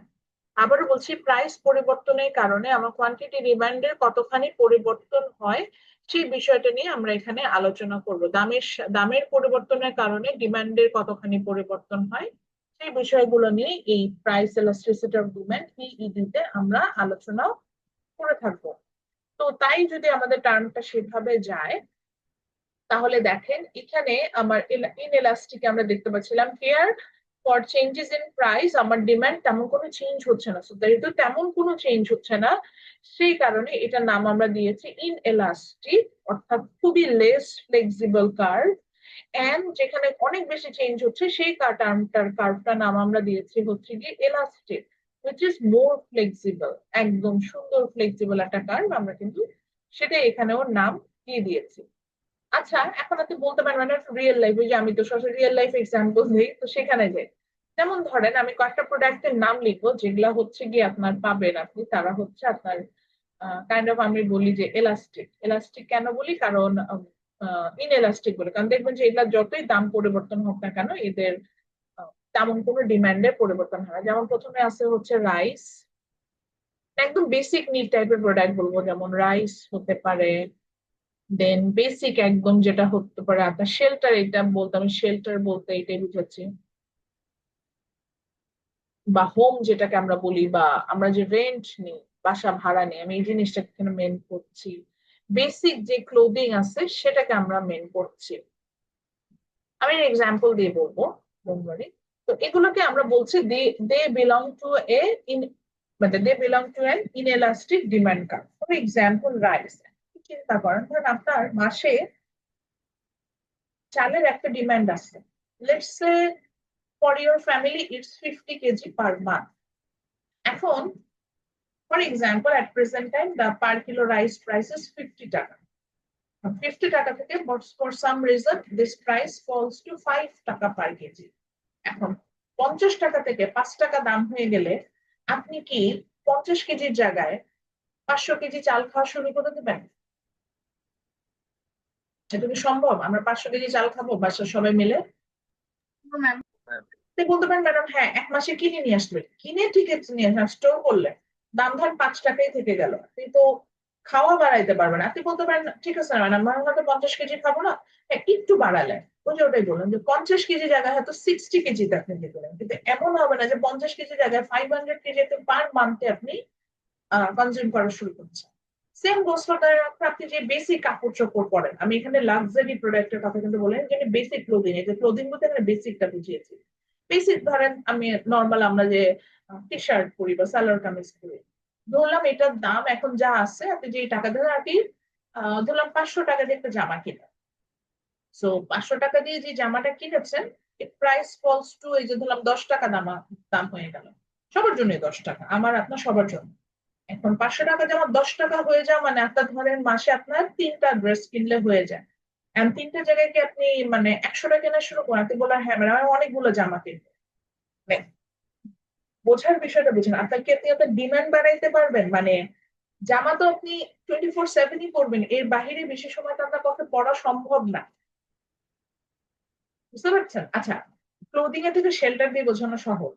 শেল্টার মানে আপনি যে বাসায় থাকেন, এখন আপনার বাসা ভাড়া কমে ধরেন যে বাসা ভাড়া যা দেন, ধরেন আপনার বাসা ভাড়া 10,000 টাকা, 10,000 টাকা থেকে কমে 1,000 টাকা হয়ে গেল। তাই বলে কি আপনি 10টা বাসা ভাড়া নিয়ে থাকবেন? আমার ধরেন নো বাসা ম্যাম। ভাড়া, আমার বাসা ভাড়া বেড়ে 10,000 টাকা থেকে ধরেন 50,000 টাকা হয়ে গেল। তাই বলে কি আপনি যে বাসাটায় আছেন এই বাসাটা ভেঙে মানে অর্ধেক নিয়ে থাকবেন, বা এই বাসাটা থাকবেন মানে এই বাসাটা ধরেন 10 ভাগের 1 ভাগ নিয়ে থাকবেন, একদম ডিমান্ড লেস করে দিতে পারবেন না। আপনি বলতে পারেন নো ম্যাডাম আমি ম্যাম। বাসা চেঞ্জ করবো, একটু হয়তো ছোট বাসায় যাব, একদম বাসা কনজিউম করবো না সেটা কিন্তু হয় না, মানে শেল্টার আমি যে থাকবো না তা হয় না। এই ধরনের প্রোডাক্ট ক্ষেত্রে লাইক রাইস, বেসিক ফুড, যেমন আমি অয়েলের কথা বলতে পারি, ধরেন এখন যদি সয়াবিন তেলের দাম, ভেজিটেবল অয়েল যেটা আমরা কনজিউম করে থাকি, আচ্ছা ওইটা না সল্ট আসে লবণ, এটা খুব সুন্দর একটা ইনএলাস্টিক ডিমান্ড কার্ভে বিলং করে, এটা নিয়ে বলি। ধরেন এখন লবণের দাম যদি কোনো কারণে কমে যায়, সল্টের দাম সল্টের কেজি মনে হয় 100 টাকা, 100 টাকার জায়গায় 5 টাকা হয়ে গেল, তাই বলে কি আপনি বেশি লবণ কিনে সব তরকারিতে গাদা গাদা লবণ ঢেলে খাবেন? No ma'am. আবার দেখেন লবণের দাম যদি অনেক বেড়েও যায়, 100 টাকা থেকে ধরেন 1,000 টাকা কেজি হয়ে যায়, তাও কিন্তু আমি লবণ কনজাম্পশন আমি কমাইতে পারবো, it's kind of fix thing, একদম ফিক্সড। আমার ডিমান্ডটা এদিক ওদিক খুব একটু বেশি হলে এদিক ওদিক চেঞ্জ। এই ধরনের প্রোডাক্টকে আমরা বলে থাকি they belong to inelastic demand curve, যেখানে আমার প্রাইসের অনেক পরিবর্তন হলো, ডিমান্ডের খুব সামান্যতম পরিবর্তন হয়। এই ধরনের প্রোডাক্টকে ইনএলাস্টিক ডিমান্ড কার্ভ আপনি বলেন। আর এলাস্টিক কি, এখন এক্সাম্পল আসছি, এখন ধরেন কোনো কারণে কি বলবো, ধরেন গুচির যে পারফিউম আছে মানে ইম্পোর্টেড পারফিউম, গুচির পারফিউম এটার দাম, এই গুচির পারফিউমের দাম 4 লাখ টাকা বাংলা টাকায়। হ্যাঁ, গুচির একটা ব্যাগের দাম 10 লাখ টাকা থেকে দাম শুরু হয় বাংলা টাকায় বলতেছে। তো ধরেন গুচির যে পারফিউমটা 4 লাখ টাকা, এটা অসম্ভব, তারপরে একটা দাম বলি, গুচির পারফিউমের দাম হয়ে গেল 400 টাকা। তো 4 লাখ টাকা কই কোথায় 400 টাকা বুঝেন? তা আপনি কি তখন কি করবেন? গুচির পারফিউম কি অনেক বেশি কিনবেন না? মানে আপনি ইয়েস। জি মানে ম্যাম। যতটুকু জি কেনা ম্যাম। দরকার তার থেকে অনেকখানি ডিমান্ড বাড়ায় যাবে, যত পারা যায় কনজিউম করা যায়। আবার ধরেন ওই যে ওইটা বললাম যে ওটা অরিজিনাল দাম যেটা, সেটাতে আমরা আসলে কেউই এফোর্ড করতে পারি না। আচ্ছা, তারপরে ধরেন খাবার নিয়ে বলতে চাচ্ছিলাম না, তাও একটু বলি। ধরেন এখন কোনো কারণে পিৎজা হাট অফার দিল যে তাদের পিৎজা, ওটা হচ্ছে গিয়ে ধরেন পিৎজা হাটের পিৎজার দামও বেশ ভালো, তো ধরলাম যে এই পিৎজাটার দাম 500 টাকা, সেই পিৎজাটা ওরা 10 টাকা করে দিবে, একদম সেম, কোনো কোয়ালিটি কোনো ফল করবে না, একদম সব ঠিক। আমরা কি করব, সবাই পিৎজা হাটে যায়, পারলে 1 মাসের পিৎজা কিনে নিয়ে চলে আসবো না? তো দামের একটা পরিবর্তন করলে কিন্তু ডিমান্ডের অনেকখানি পরিবর্তন হচ্ছে এই ধরনের প্রোডাক্টের ক্ষেত্রে। আচ্ছা আরো আসি, যেমন ধরেন এখন বললো যে স্টার সিনেপ্লেক্স বললো যে আমরা কিন্তু ধরেন আমরা মুভি তেমন একটা দেখতে যাই না, সিনেপ্লেক্সে বলা হলো যে যদি আপনি ইয়া করেন, এটাকে কি বলে, যে ডিমান্ড যদি পরিবর্তন মানে ওরা ফ্রি টিকিট দিবে, ওরা বললো যে আপনি যদি একটা টিকিট কিনেন মানে একটা মুভি দেখেন বা একটা টিকিট কিনেন, সেটার সাথে আপনি 20টা টিকিট ফ্রি পাবেন। তো আমরা দেখবেন যে যারা মুভি দেখি তারাও তো যাব, যারা মুভি দেখি না তারাও কিন্তু যে দেখবেন সেটা অ্যাভেল করার চেষ্টা করবে। So there R some product, আপনি নিজেই চারপাশে অনেক প্রোডাক্ট পাবেন, দেখবেন যে এটার দাম একটু পরিবর্তন করলে ডিমান্ড অনেকখানি পড়ে, অর্থাৎ অনেকখানি বাড়ে অথবা অনেকখানি কমে, যে কোনো, এটা কিন্তু অপোজিটটাও এরকমই হবে। এখন স্টার সিনেপ্লেক্স, পিৎজা হাট বললো ওদের পিৎজার দাম 500 টাকা, সেখানে যদি উল্টো ঘটনা ঘটে যে 500 টাকা, সেখান থেকে দাম বাড়ায়, ওরা পিৎজাটার দাম করে দিল ধরেন, বেশি করলো না, 600 টাকা করলো, সাথে সাথে বলবেন যে দূর, এমনি 500 টাকা দাম বেশি, আমি পিৎজা কনজিউমই করবো না। আপনি বলবেন যে তাও যা একটু পিৎজা আপনি খেতে পছন্দ করতেন না, আপনি কনজিউম করেন, আপনি বলবেন যে দোকানে ওই যে 40 টাকায় পিৎজা পাওয়া যায়, এটাই অনেক মজার টাকা। তো বিষয়টা অনেকটা এরকম। So, এরা খুব এলাস্টিক, অর্থাৎ প্রাইসের একটু পরিবর্তনের কারণে এদের ডিমান্ডের অনেকখানি পরিবর্তন, এরকম টাইপের একটা কার্ভ বিলং হয়। তো এটাকে আমরা বলে থাকি হচ্ছে এলাস্টিক ডিমান্ড। এখন আসলে এই কনসেপ্টটা খুব ইম্পর্টেন্ট। এটা ইম্পর্টেন্ট কেন? ধরেন কাকে দিয়ে এক্সাম্পল দিব, ইয়া কই, সৌমিক কোথায় আসলে, আজকে ক্লাসে জয়েন করেছে? সৌমিক জয়েন করে নাই? সময় তো ছিল ম্যাম। আচ্ছা, সৌমিক নাই। তারপর প্রান্ত কোথায় ক্লাসে? ওনারা হচ্ছে পরীক্ষা পিছিয়ে যে অনেক দুঃখে আছে, কষ্টে দুঃখে মরে যাইতেছে, পরীক্ষা পিছিয়ে গেছে। আচ্ছা, পারভেজ আলম আছেন ক্লাসে? ম্যাম আছে। পারভেজের কি হলো, পারভেজ পারভেজ কোনো কারণে একটা বিজনেস স্টার্ট করবে, হ্যাঁ? তো ওনার বিজনেসটা হচ্ছে স্টক বিজনেস। পারভেজ চালের আড়ত দিল। এখন সবাই ভাববেন যে ছি ছি, এটা কি বিজনেস? এটা মনে রাখবেন, চাল, এই রাইস মিলের বিজনেস খুব প্রফিটেবল বিজনেস। যদি করতে পারেন তাহলে এটা আসলে একটু খুব প্রফিটেবল বিজনেস করতে পারেন চাইলে, মানে এগ্রি রিলেটেড যে কোনো বিজনেস খুব প্রফিটেবল। পারভেজ কি চিন্তা করলো, পারভেজের বাসা কোথায়? আচ্ছা, রংপুর।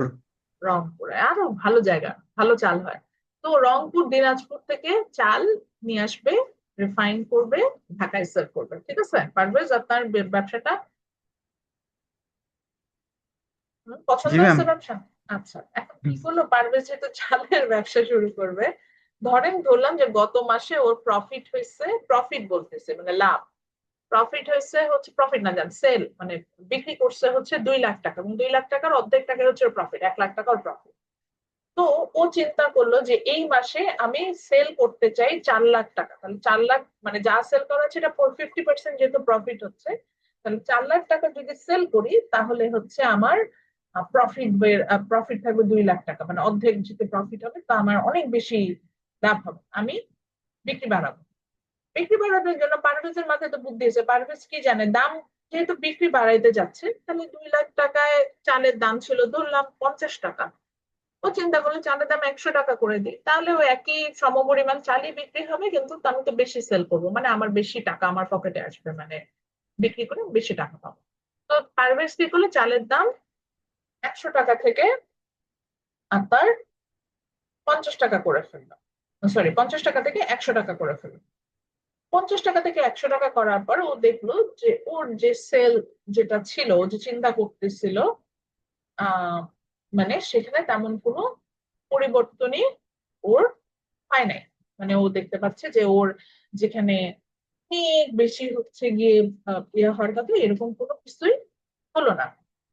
উল্টা যেটা দেখা গেল যে যেহেতু চালের দাম বেড়ে গেছে, সেই কারণে যেহেতু দেখা গেল যে এটা যেহেতু মার্কেটে কোনো ইম্প্যাক্ট নাই, মানে চাল এমন একটা জিনিস, এটা হচ্ছে আমার বেসিক নিড টাইপ, যেটা আমি না খেলেই না, এরকম যেহেতু চালের দাম ডাবল হয়ে গেছে, ও দাম বাড়াই গেছে, এই কারণে যেটা হলো যে মানুষজন উল্টা ডিমান্ড, যে প্রাইস বাড়লে ডিমান্ড কমে, উল্টা সে কারণে দেখা গেল যে একটা পার্শিয়ালি ডিমান্ড কমাই দিল। অর্থাৎ এই যে 50 টাকায় যখন ওর ধরেন 100 কেজি চাল সেল করছিল, সেখানে 50 টাকা যেখানে 200 কেজি চাল সেল করছিল, সরি, সেখানে 100 টাকা 100 কেজি সেল, উল্টা ওরা চালের সেলিং কমে গেল, পার্শিয়ালি একটা অ্যামাউন্টে তার সেলিংটা কমে আসতে থাকে, অর্থাৎ সে প্রফিটটা করতে পারলো।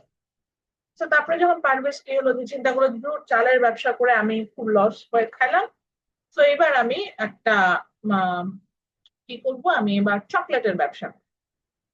তো চিন্তা করলো চকলেটের ব্যবসা করবে, চকলেট এরকম ধরেন রংপুর তো বর্ডার এরিয়া, সো ইন্ডিয়া থেকে চকলেট কিনে নিয়ে আসবে, চকলেট কিনে নিয়ে এসে সেখান থেকে হচ্ছে গিয়ে বিক্রি করবে। তো ধরেন উনি যে চকলেটটা কিনে নিয়ে আসতেছিল, ওটার ইনিশিয়াল প্রাইস ছিল হচ্ছে গিয়ে আপনার 50 টাকা, ইনিশিয়াল প্রাইস ছিল 50 টাকা। সো 50 টাকাতে আমরা এখানে দেখতেই পাচ্ছি আমার ডিমান্ড ছিল হচ্ছে 400 ইউনিটস, 50 টাকা 50 টাকা দামে 40টা চকলেট সেল হচ্ছিল।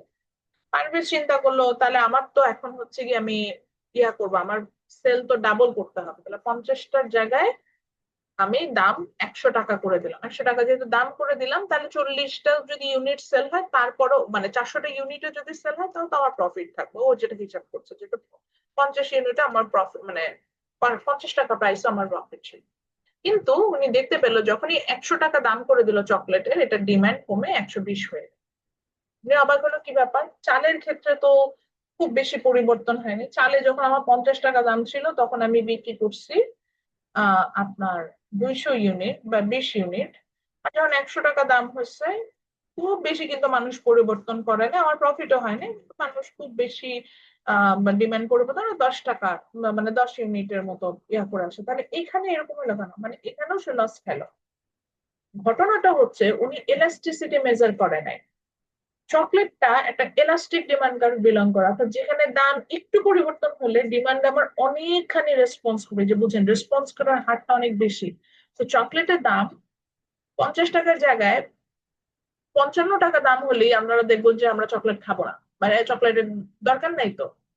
কিন্তু চালের দাম 50 টাকার জায়গায় 100 টাকা হলেও আমি খুব বেশি ডিমান্ড কমাবো না বা বাড়াবো না, বা 100 টাকা থেকে উল্টো আসি, আমি দাম কমায় 50 টাকা করে দিলেও আমার চালের ডিমান্ড খুব বেশি কমবেও না, খুব বেশি বাড়বেও না। তো আমরা এই মার্কেট রিসার্চটা আমরা যখন অ্যাজ এ এন্টারপ্রেনার কাজ করা, যখন প্রোডাক্ট মার্কেটে লঞ্চ করব, আমরা এই রিসার্চটা করে থাকি। সো এখানে আমরা যেটা দেখবো, মানে আমরা যখন এই প্রাইসিংটা ঠিক করতে, যে কোনো প্রোডাক্টের ক্ষেত্রে, সেটা এক্সিস্টিং একটা প্রোডাক্ট হোক, নিউ প্রোডাক্ট হোক, we have to consider the term that is price elasticity of demand, অর্থাৎ যে দামটা আমি ফিক্সড করব, এর সাথে আমার চাহিদা কতখানি পরিবর্তন হচ্ছে সেটা নিয়ে আমরা এখানে কিন্তু দেখতে থাকবো। তো সবাই কি এতটুকু টার্মটা বুঝেছেন? এলাস্টিসিটি কি কিছুটা মাথায় ঢুকেছে? আমি তাহলে জি এটা ম্যাম। রিমুভ করে দিব। এখন আমরা একটু বইয়ে যাই, এতক্ষণ যেহেতু যেটা পড়লাম এটা চলে যাবে, সমস্যা নেই, আমরা ম্যাথসেই চলে যাব। প্রাইস এলাস্টিসিটি অফ ডিমান্ড, এটা হচ্ছে গিয়ে ডেফিনেশনটা আমরা বইয়ের 5.1 সেকশনে পাবো। যে দেখেন, প্রাইস elasticity of demand কি বলছে, measures how much quantity demand of a good response to a change of the price of that good. হ্যাঁ, সো তারপরে বলছে এটা কিভাবে ক্যালকুলেশন করে, এটাও বলছে যে it's compounded as the percentage change in quantity demand divided by the percentage change in price. আমি ফর্মুলাটাও দেখাবো। তো তার আগে জাস্ট যেটা বুঝলাম, যে তাহলে এলাস্টিসিটির আগে যে টার্মটা, যেমন এখানে প্রাইস ছিল, সো প্রাইস হচ্ছে ইন্ডিপেন্ডেন্ট টার্ম। প্রাইসের একক পরিবর্তনের কারণে আমার ডিমান্ডের কতটুকু পরিবর্তন হতে পারে, এটাই আমরা প্রাইস ইলাস্টিসিটি অফ ডিমান্ড থেকে বসে থাকি। ডিমান্ড পরিবর্তন, যেহেতু প্রাইসিং এর সাথে ডিমান্ডের আমাদের খুবই কানেক্টেড, সেই কারণে আমরা যেটা হয় যে অ্যাজ এ এন্টারপ্রেনার বা আমরা যে ডিসিশন মেকার, যে কোনো প্রোডাক্টের প্রাইস যখন আমরা ফাইন্ড আউট করতে চাই, তখন এটার এলাস্টিসিটিটা দেখে নিতে হয়। সেক্ষেত্রে আমাদের যেটা হবে যে আমাদের আমাদের হয়তো আমরা এমন একটা প্রাইসিং করবো যেটা আমরা লস করবো। যে এখন আসেন প্রাইস এলাস্টিসিটি অফ ডিমান্ডের ফর্মুলাটিকে, এটা খুব ডিটেল আমি লিখবো না, এটা বইয়ে যেভাবে লেখা আছে সেটাই। সো প্রাইস এলাস্টিসিটি অফ ডিমান্ডের ফর্মুলাটা এটাই, যে percentage change in quantity demand divided by percentage change in price. আপনাদের দেখবেন যে আপনাদের লাস্ট যে রেকর্ডেড ভার্সন ক্লাস, এখানে আমি খুব আলোচনা করছি যেটা percentage change in quantity demand ফর্মুলাটা কিভাবে আমরা এখান থেকে এটাকে পাচ্ছি। আমি এত ডিটেল এখানে আমি যাবো না, যেহেতু আমি এখন ম্যাথে চলে যাওয়া, ফর্মুলাটা জাস্ট লিখে দেবো। তো এখানে percentage change in quantity demand বের করার জন্য আমরা যেটা করি, যে price percentage change in quantity ডিমান্ডের পরিবর্তনটাকে ডিমান্ডের এভারেজ দিয়ে ডিভাইড করি, আবার পার্সেন্টেজ চেঞ্জ ইন প্রাইস বের করার জন্য প্রাইসের পরিবর্তনটাকে we divided it by the average of price। সেখান থেকে আমরা আসলে ফর্মুলাটা পাই এবং সেখান থেকে বের করে নিই। এবং সেখানে আরো একটা বিষয় ছিল, আমরা মনে হয় in shift in demand curve তো পড়ে আসছি। তো এই যে ফর্মুলাটা এখানে লেখা, তো এখানে দেখেন যে প্রাইস, এই যে প্রাইসের পরিবর্তনটা আমরা যে Q1 মাইনাস Q2 এটা দিয়ে দেখিয়েছি, আর average of the quantity demand সেটা আমরা এখানে দেখিয়েছি। আবার নেক্সট আমরা পার্সেন্টেজ চেঞ্জ ইন প্রাইসটা দেখানোর সময় change in price divided by average of price, এখান থেকে আমরা প্রোডাক্টটা পেয়েছি। তো এখানে যেটা হলো সেটা হচ্ছে গিয়ে যে আমাদের মোটামুটি আমাদের যেটা হবে, যে আমাদের এখানে যেটা মোটামুটি যেটা হবে, আমাদের এখানে যেটা মোটামুটি হবে যে আমরা এই ফর্মুলাটা ধরে অ্যাপ্লাই করলে আমরা ম্যাথসটা খুব ইজিলি করতে পারবো। তো আমি এখানে এখন একটা ম্যাথ আমরা করবই। তো ম্যাথ করার জন্য আমার একটা টেবিল ড্র করতে হবে। মোটামুটি আমি একটা আইডিয়া দেওয়ার জন্য টেবিল নিচ্ছি। ধরেন আমি এখানে 3টা প্রাইস নেব, 3টা কোয়ান্টিটি ডিমান্ড নেব ম্যাথটা করার সময়। তো আমি ইনস্ট্যান্ট একদম করছি। তো আমি প্রাইস নিলাম একটা কলামে কোয়ান্টিটি ডিমান্ড। আমি রেকর্ডেড ভার্সন ক্লাসে যেহেতু ইয়া দেওয়া আছে, ওটাকে কি বলে, রেকর্ডেড ভার্সন ক্লাসে মানে টেবিল আকারে ফর্মে কি ম্যাথ করেছি আমি? যারা যারা ক্লাসটা দেখেছেন ওখানে কি টেবিল আকারে ম্যাথটা করা? ম্যাম টেবিল আকারে করা হয়নি। টেবিল আকারে করা হয়নি, তাহলে আমি টেবিল আকারে একটা করে দিই, যেহেতু ওটার ডেসক্রিপটিভ টাইপটা আমরা অলরেডি ইয়াতে করেছি, মানে রেকর্ডেড ভার্সন ক্লাসে আছে। আমরা টেবিল আকারে ম্যাথটা এখন এখানে দেখবো, টেবিল আকারে ম্যাথটা দেখবো। এবং ম্যাথটাই আমি বারবারই বলছি যে বারবার প্রশ্ন করছেন, আমি কিন্তু সাজেশন দিয়েছিলাম, সেখানে বলেছিলাম যে ম্যাথটাই আসবে, কারণ এখানে ওই যে আজকে ক্লাসের শুরুতে বলছিলাম যে ম্যাথ ছাড়া আসলে কোশ্চেন করার এখানে জায়গা নেই। আমি ধরেন একটা র্যান্ডম কিছু প্রাইস নিয়েছি, ধরেন 29 চলে আসলো, 20 টাকা একটা প্রাইস আছে। আর একটা প্রাইস নিলাম ধরেন 50 টাকা, আর একটা প্রাইস নিলাম ধরেন 100 টাকা। কারণ এখানে পাশে লিখে দিচ্ছে প্রাইসের পাশে যে এটা টাকাতে হিসাব আসছে। হ্যাঁ, কোয়ান্টিটিটা আমি টাকাতে বিডিটি বাংলাদেশি টাকাতে নিচ্ছি। তো ধরেন আমি ধরে নিচ্ছি, এটা আমার অ্যাজাম্পশন জাস্ট, যখন 20 টাকা প্রাইস ছিল তখন কোয়ান্টিটি ডিমান্ড ছিল ধরলাম 500 ইউনিট। দাম বেড়ে 50 টাকা হলো, এই প্রোডাক্টের জন্য ডিমান্ড সামহাউ ফল করে 350 টাকা, দাম বেড়ে আরো হয়ে গেল 100 টাকা হলো, ডিমান্ড ফল করে একদম 100 না, ডিমান্ড ফল করে ধরেন 220 ইউনিট এরকম। এরকম একটা জাস্ট এটা একটা র্যান্ডম আমরা একটা টেবিল ড্র করেছি এটা বোঝার জন্য যে আমার প্রাইসের সাথে কোয়ান্টিটি ডিমান্ডের পরিবর্তনটা কতক্ষণ। একটু বড় করে লিখি। আচ্ছা, কি ব্যাপার, ক্যালিব্রিয়া কেন বারবার সিলেক্ট হচ্ছে? আমি ক্যালিব্রিয়াতে লিখতে চাইতেছি।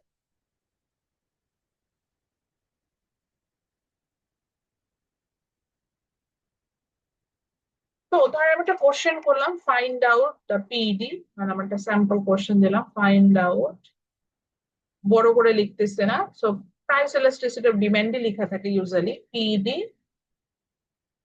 find out the PD when price changes from 20 টাকা to 100, এরকম একটা কোশ্চেন আমি করছি। আচ্ছা, এটাও করলাম, সাথে ওই আগের ইয়াতে দেখবেন যে রেকর্ডেড ভার্সন এটা বলা আছে, and make a comment about it.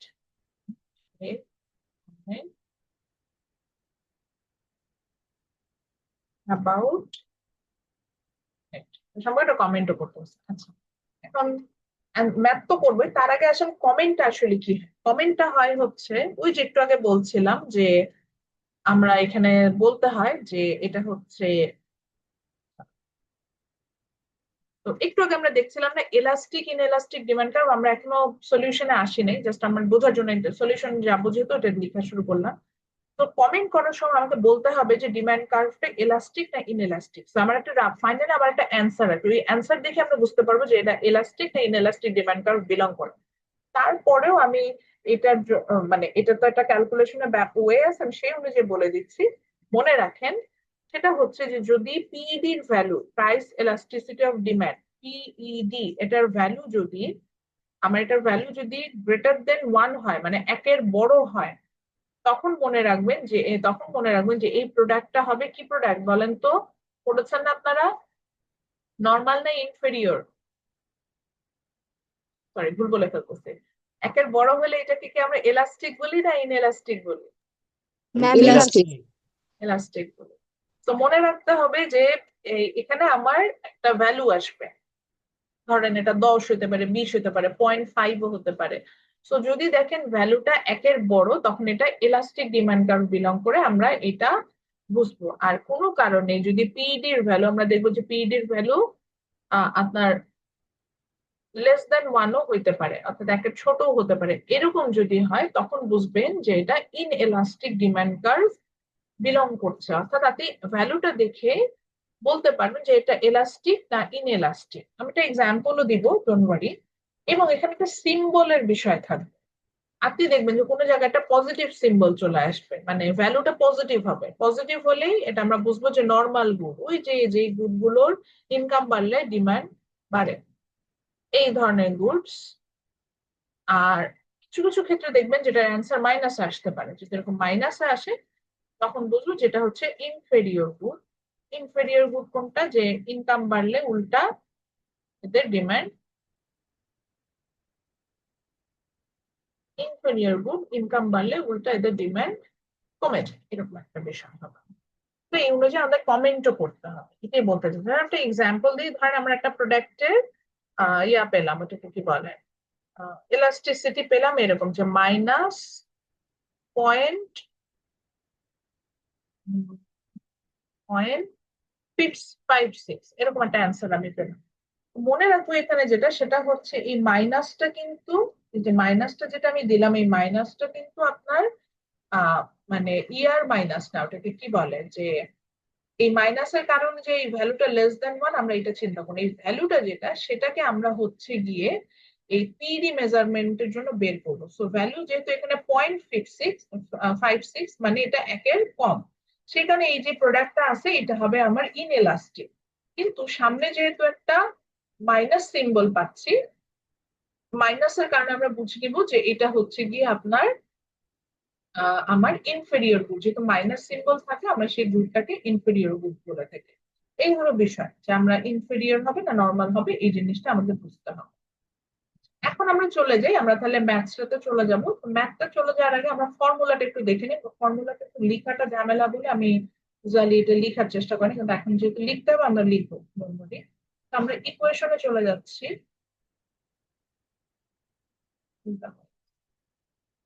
Selection হয়েছে। তো আমরা এখানে যেটা চেষ্টা করবো সেটা হচ্ছে আমরা পিইডি এর ফর্মুলাটা আরেকবার লেখার চেষ্টা করব। তো পিইডি এর ফর্মুলাটা আমার ছিল এরকম, যে উপরের অংশে ছিল হচ্ছে কি change in quantity demand divided by change in price, এরকম একটা ফর্মুলা আমার এখানে ছিল। তো আমরা সেখানেই যাব। আপনাদের সাথে তো আমার এখনো ম্যাথস ক্লাস পড়ে নাই, তো দেখবেন এই যে ক্লাসগুলো খুব মজার, স্যার হয়তো নেয়, আপনারা দেখবেন যে আপনাদের এই যে ওয়ার্ড ফাইলে বসে বসে ইয়াগুলো লেখা যায়। এই যে এটা দেখেন লিখতেছে। তো উপরের দিলে, আচ্ছা, এখানে আমরা যে প্রাইস যেটা নিচ্ছি, এখানে আমরা দুইটা প্রাইস নিচ্ছি এবং দুইটা কোয়ান্টিটি নিচ্ছি। মনে রাখবেন প্রথম প্রাইসটা যেহেতু প্রথমে আসে জন্য ওটাকে P1 নেওয়া হয়, দ্বিতীয় প্রাইসটা যেহেতু পরে আসে জন্য ওটাকে P2 নেওয়া হয়। আবার কোয়ান্টিটির ক্ষেত্রে একই, প্রথম কোয়ান্টিটিটা যেহেতু প্রথমে আসে সো এটাকে Q1 নেওয়া হয়, পরের কোয়ান্টিটি যেটা মানে সেটা যেহেতু আহ, পরে আসে সেখানে Q2 নেওয়া। So new price is denoted by Q2, new price is denoted by P2 and new quantity is denoted by Q2, and old price or old quantity they are denoted by P1 and Q1. So আমার প্রথমে ফর্মুলাটা এমন ছিল যে এখানে percentage change in quantity demand, percentage change in quantity demand, Q2 টা এইভাবে লিখলো তো আবার আপনারা বুঝবেন না, পড়ে গেলেই তো ঝামেলা।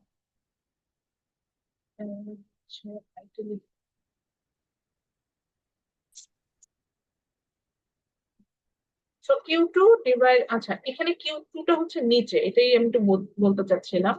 Q2 মাইনাস আমরা নিলাম হচ্ছে Q1, মানে আমরা এখানে যেটা করলাম যে percentage change in quantity demand রেখে নিলাম, ডিভাইডেড বাই এখানে যেটা হলো এই প্রাইস এন্ড কোয়ান্টিটি যেটা ছিল সেটার অ্যাভারেজ নিচ্ছে। সো এখানে আমার কোয়ান্টিটি ছিল হচ্ছে Q1 এন্ড Q2, সো আমি দুটো প্রাইস নিলাম এবং এটার অ্যাভারেজ নিলাম, সো এটাকে 2 দিয়ে ভাগ করছি, দেন এটাকে কিন্তু আমি ব্র্যাকেটটা ক্লোজ করে দিচ্ছি। সো তারা বুঝতে পারতেছেন কিনা, এখানে এটা এরকম হয়ে গেল, বাট এখানে Q1 plus Q2 divided by 2 আমি এটা মেনশন করব, পুরোটা একটা থার্ড ব্র্যাকেটের মধ্যে দেওয়া। এই যে এখন অনেক আসছে, হ্যাঁ। আচ্ছা এটাও আনা যাবে না,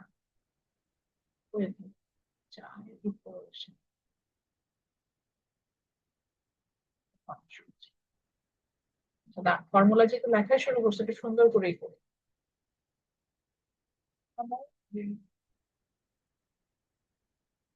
টাইম অ্যালাউ করে না, আমি এটা খুব ভালো করে লেখার চেষ্টা করছিলাম। ভালো করে বুঝছেন। ফাংশনের ভিতরে আমাদের যেহেতু আর একটা ফাংশন আসবে আমরা সেটাও আনবো।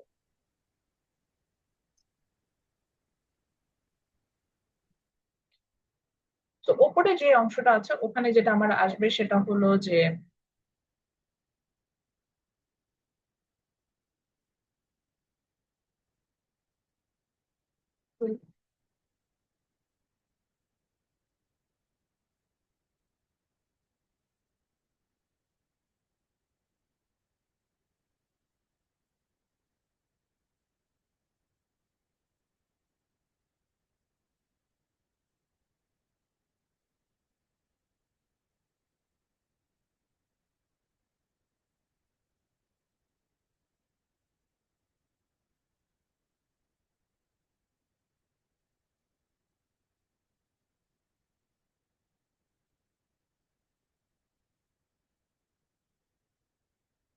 আই হোপ আপনারা এটা বুঝতে পেরেছেন যে উপরে যেটা করলাম যে দুইটা প্রাইস চেঞ্জ প্রথমে নিলাম, দেন হচ্ছে আমার কোয়ান্টিটি ডিমান্ডের যে চেঞ্জ যেটা সেটাতে আমরা চলে গেলাম। এখানে যেটা হয় যে এটা লিখতে গেলে একটু ঝামেলা করে।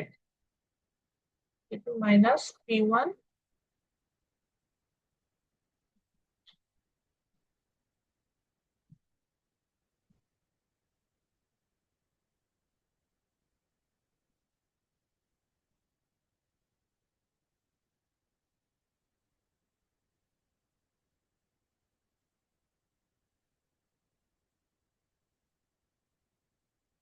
দেন আমি আবার প্রাইসটারে এভারেজ নিচ্ছি যে P1 plus P2 divided by 2। এভাবে কিন্তু আমরা প্রাইসটারে এখানে এটা নিচ্ছি।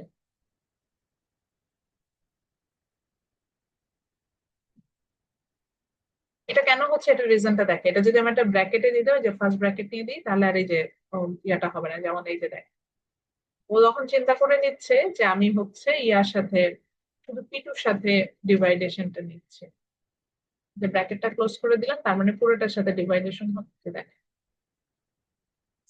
এটা হচ্ছে এই জায়গাটা তো একই কারেকশনটা করা যায়। যদি এখানে আমি একটা ব্র্যাকেট দিয়ে দিই তাহলেই দেখবেন যে ওর হচ্ছে দুই পাশে তখন এন্ট্রি দিব, তখন দুইটা মানে জিনিসটা এক্স্যাক্টলি চলে আসবে।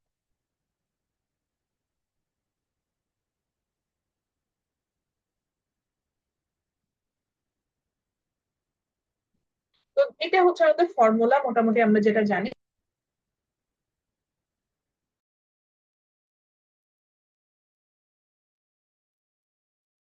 তারপরে এরকম আমরা আমার কথা শুনতে পাচ্ছেন সবাই?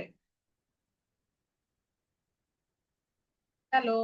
জি জি ম্যাম। ম্যাম। Yes ma'am. জি ম্যাম, কথা শোনা যাচ্ছে। আচ্ছা, এখানে জাস্ট একটা জিনিস মাথায় রাখেন, আমি এত লেখার তো আসলে সময় নেই। মনে রাখতে হবে যে নিউ মানে নতুন যেটা, সেগুলা সবসময় আমরা হচ্ছে P1 sorry P1 sorry P2 তারপরে হচ্ছে Q2 এইভাবে দেখাবো। মানে নতুন কোয়ান্টিটি নতুন ডিমান্ড এগুলো, নতুন কোয়ান্টিটি নতুন ডিমান্ড এগুলোকে P1 P2 Q2 এটা দিয়ে দেখাবো। আর ওল্ড প্রাইস যেটা সেগুলোকে ওল্ড প্রাইস ওল্ড কোয়ান্টিটিতে আমরা P1 তারপরে হচ্ছে Q1 এইভাবে হচ্ছে গিয়ে দেখাবো। নিউটা হচ্ছে নতুন, নতুনটা হচ্ছে পরে আসতেছে বলে এরকম। তো এখন আসলে আমার ফর্মুলাটা কি ছিল, মানে আমার কোশ্চেনটা কি ছিল। আমার কোশ্চেনটা এরকম ছিল যে এই টেবিল দেওয়া আছে, এই টেবিল থেকে প্রাইস এলাস্টিসিটি অফ ডিমান্ড বের করতে হবে যখন প্রাইসটা চেঞ্জ হয়ে 20 টাকা থেকে 100 টাকাতে চলে যায়। তাহলে আমরা এখানেই লিখি, দেখেন তাহলে আমার জন্য সুবিধা হবে, আমার আর সলিউশন ওইভাবে লিখতে হবে না। তো আমার এখানে পুরাতন প্রাইসটা আছে, শুরুতে প্রাইস আসছে কোনটা দেখেন তো, শুরুতে প্রাইস কোনটা আসছে আমার এখানে? কেউ পারে না। শুরুতে আমার প্রাইস কোনটার কথা বলছে? 20টা না? যে 20 থেকে 100 হলো, তাহলে আমার শুরুর প্রাইসটা কি? P1। তাহলে ওর পাশে ওর যে কোয়ান্টিটিটা আছে ওইটাই কি ওর কোয়ান্টিটিটা? তো ওই সময়ের কোয়ান্টিটি কি ছিল? Q1। তাহলে ঠিক একইভাবে এখান থেকে প্রাইস পরিবর্তিত হয়ে আমার কিসে চলে গেল? 100-এ চলে গেল। তাহলে এটা আমার নতুন প্রাইস, এটা হচ্ছে আমার P2। আর দেন হচ্ছে আমার নতুন যে কোয়ান্টিটি সেটা এর সাথেই তো পাশেই টেবিলেই দেওয়া আছে, এটাকে আমি ধরে নিলাম Q2। তো সলিউশনে যখন আমরা যাব তখন আমরা একটু এই ইনফরমেশনটা আমাদের লিখে দিতে হবে যে P1 কোনটা, P2 কোনটা, এই জিনিসগুলো আমাদের লিখে দিতে হয়। আমরা সেই লেখাটাতে যাব। সেই লেখাটাতে আমরা যাব, ধরেন আমরা এখানে লিখেই দিলাম যে নিউ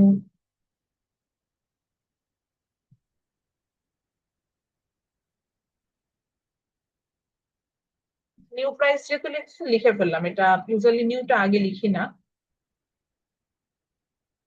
আচ্ছা ওল্ডই লিখি না, আপনাদের আসলে কনফিউশন ক্রিয়েট হবে। তো আমরা দেখলাম হচ্ছে ওল্ড প্রাইস। প্রথমে আমরা দেখলাম আমার পুরাতন প্রাইসটা দেওয়া আছে, যেটা হচ্ছে শুরুতে আসে। তো আমার ওল্ড প্রাইসটা কি ছিল? ওল্ড প্রাইসকে আমরা দেখাচ্ছি হচ্ছে P1 দিয়ে। তো ওল্ড প্রাইসটা আমার কত ছিল? শুরুতে আমার প্রাইস ছিল হচ্ছে 20 টাকা, এবং 20 টাকাতে আমার একটা কোয়ান্টিটিও ছিল। আমরা সেটার কোয়ান্টিটিও বের করে নিচ্ছি, এটা ওল্ড কোয়ান্টিটি আমরা ধরে নিচ্ছি। তো এই ওল্ড কোয়ান্টিটিটা আমরা কিসে পাচ্ছি? যে আমরা দেখতে পাচ্ছি যে Q1 ছিল, যেহেতু শুরুতে আমার আসে এই কোয়ান্টিটিটা। সো ওল্ড কোয়ান্টিটিটা আমার কত হলো? ওল্ড কোয়ান্টিটিটা আমার হলো হচ্ছে আপনার কত ছিল, আমি এখন দেখতে যাচ্ছি না, টেবিলে কত ছিল। 20 টাকাতে আমার কোয়ান্টিটি কতটুকু ছিল? ম্যাম 500। ম্যাম 500 ছিল, 500। 500। একইভাবে আমরা 20 থেকে 100, আমি এখন পি দিয়ে লিখতেছি, জাস্ট আমি নিউ প্রাইসে চলে গেলাম। তো 20 থেকে আমরা নিউ প্রাইসে যখন চলে গেলাম তখন আমরা দেখতে পাচ্ছি যে 20 আমরা হচ্ছে এখন নিউ প্রাইসে চলে গেলাম। তো আমরা ওখানে দেখতে পাচ্ছি যে আমার নতুন একটা প্রাইস আসলো, যেহেতু এটা নতুন আসলো সেটাকে আমরা পি দিয়ে দেখাচ্ছি, এবং এটার যেহেতু নতুন আসলো এটাকে আমরা P2 দিয়ে দেখাচ্ছি। ওটা এখানে হচ্ছে সেকেন্ড প্রাইস আসছে, যেহেতু সেই বেসিসে আমরা এটা দিয়েছি। নিউ প্রাইস যেটা আসলো সেটা হচ্ছে গিয়ে আমার 100 টাকা আমরা দেখতে পেলাম, এবং এটার সাথে আমরা এর একটা কোয়ান্টিটিও পেলাম, সেটাকে আমরা নিউ কোয়ান্টিটি দিয়ে দেখাচ্ছি।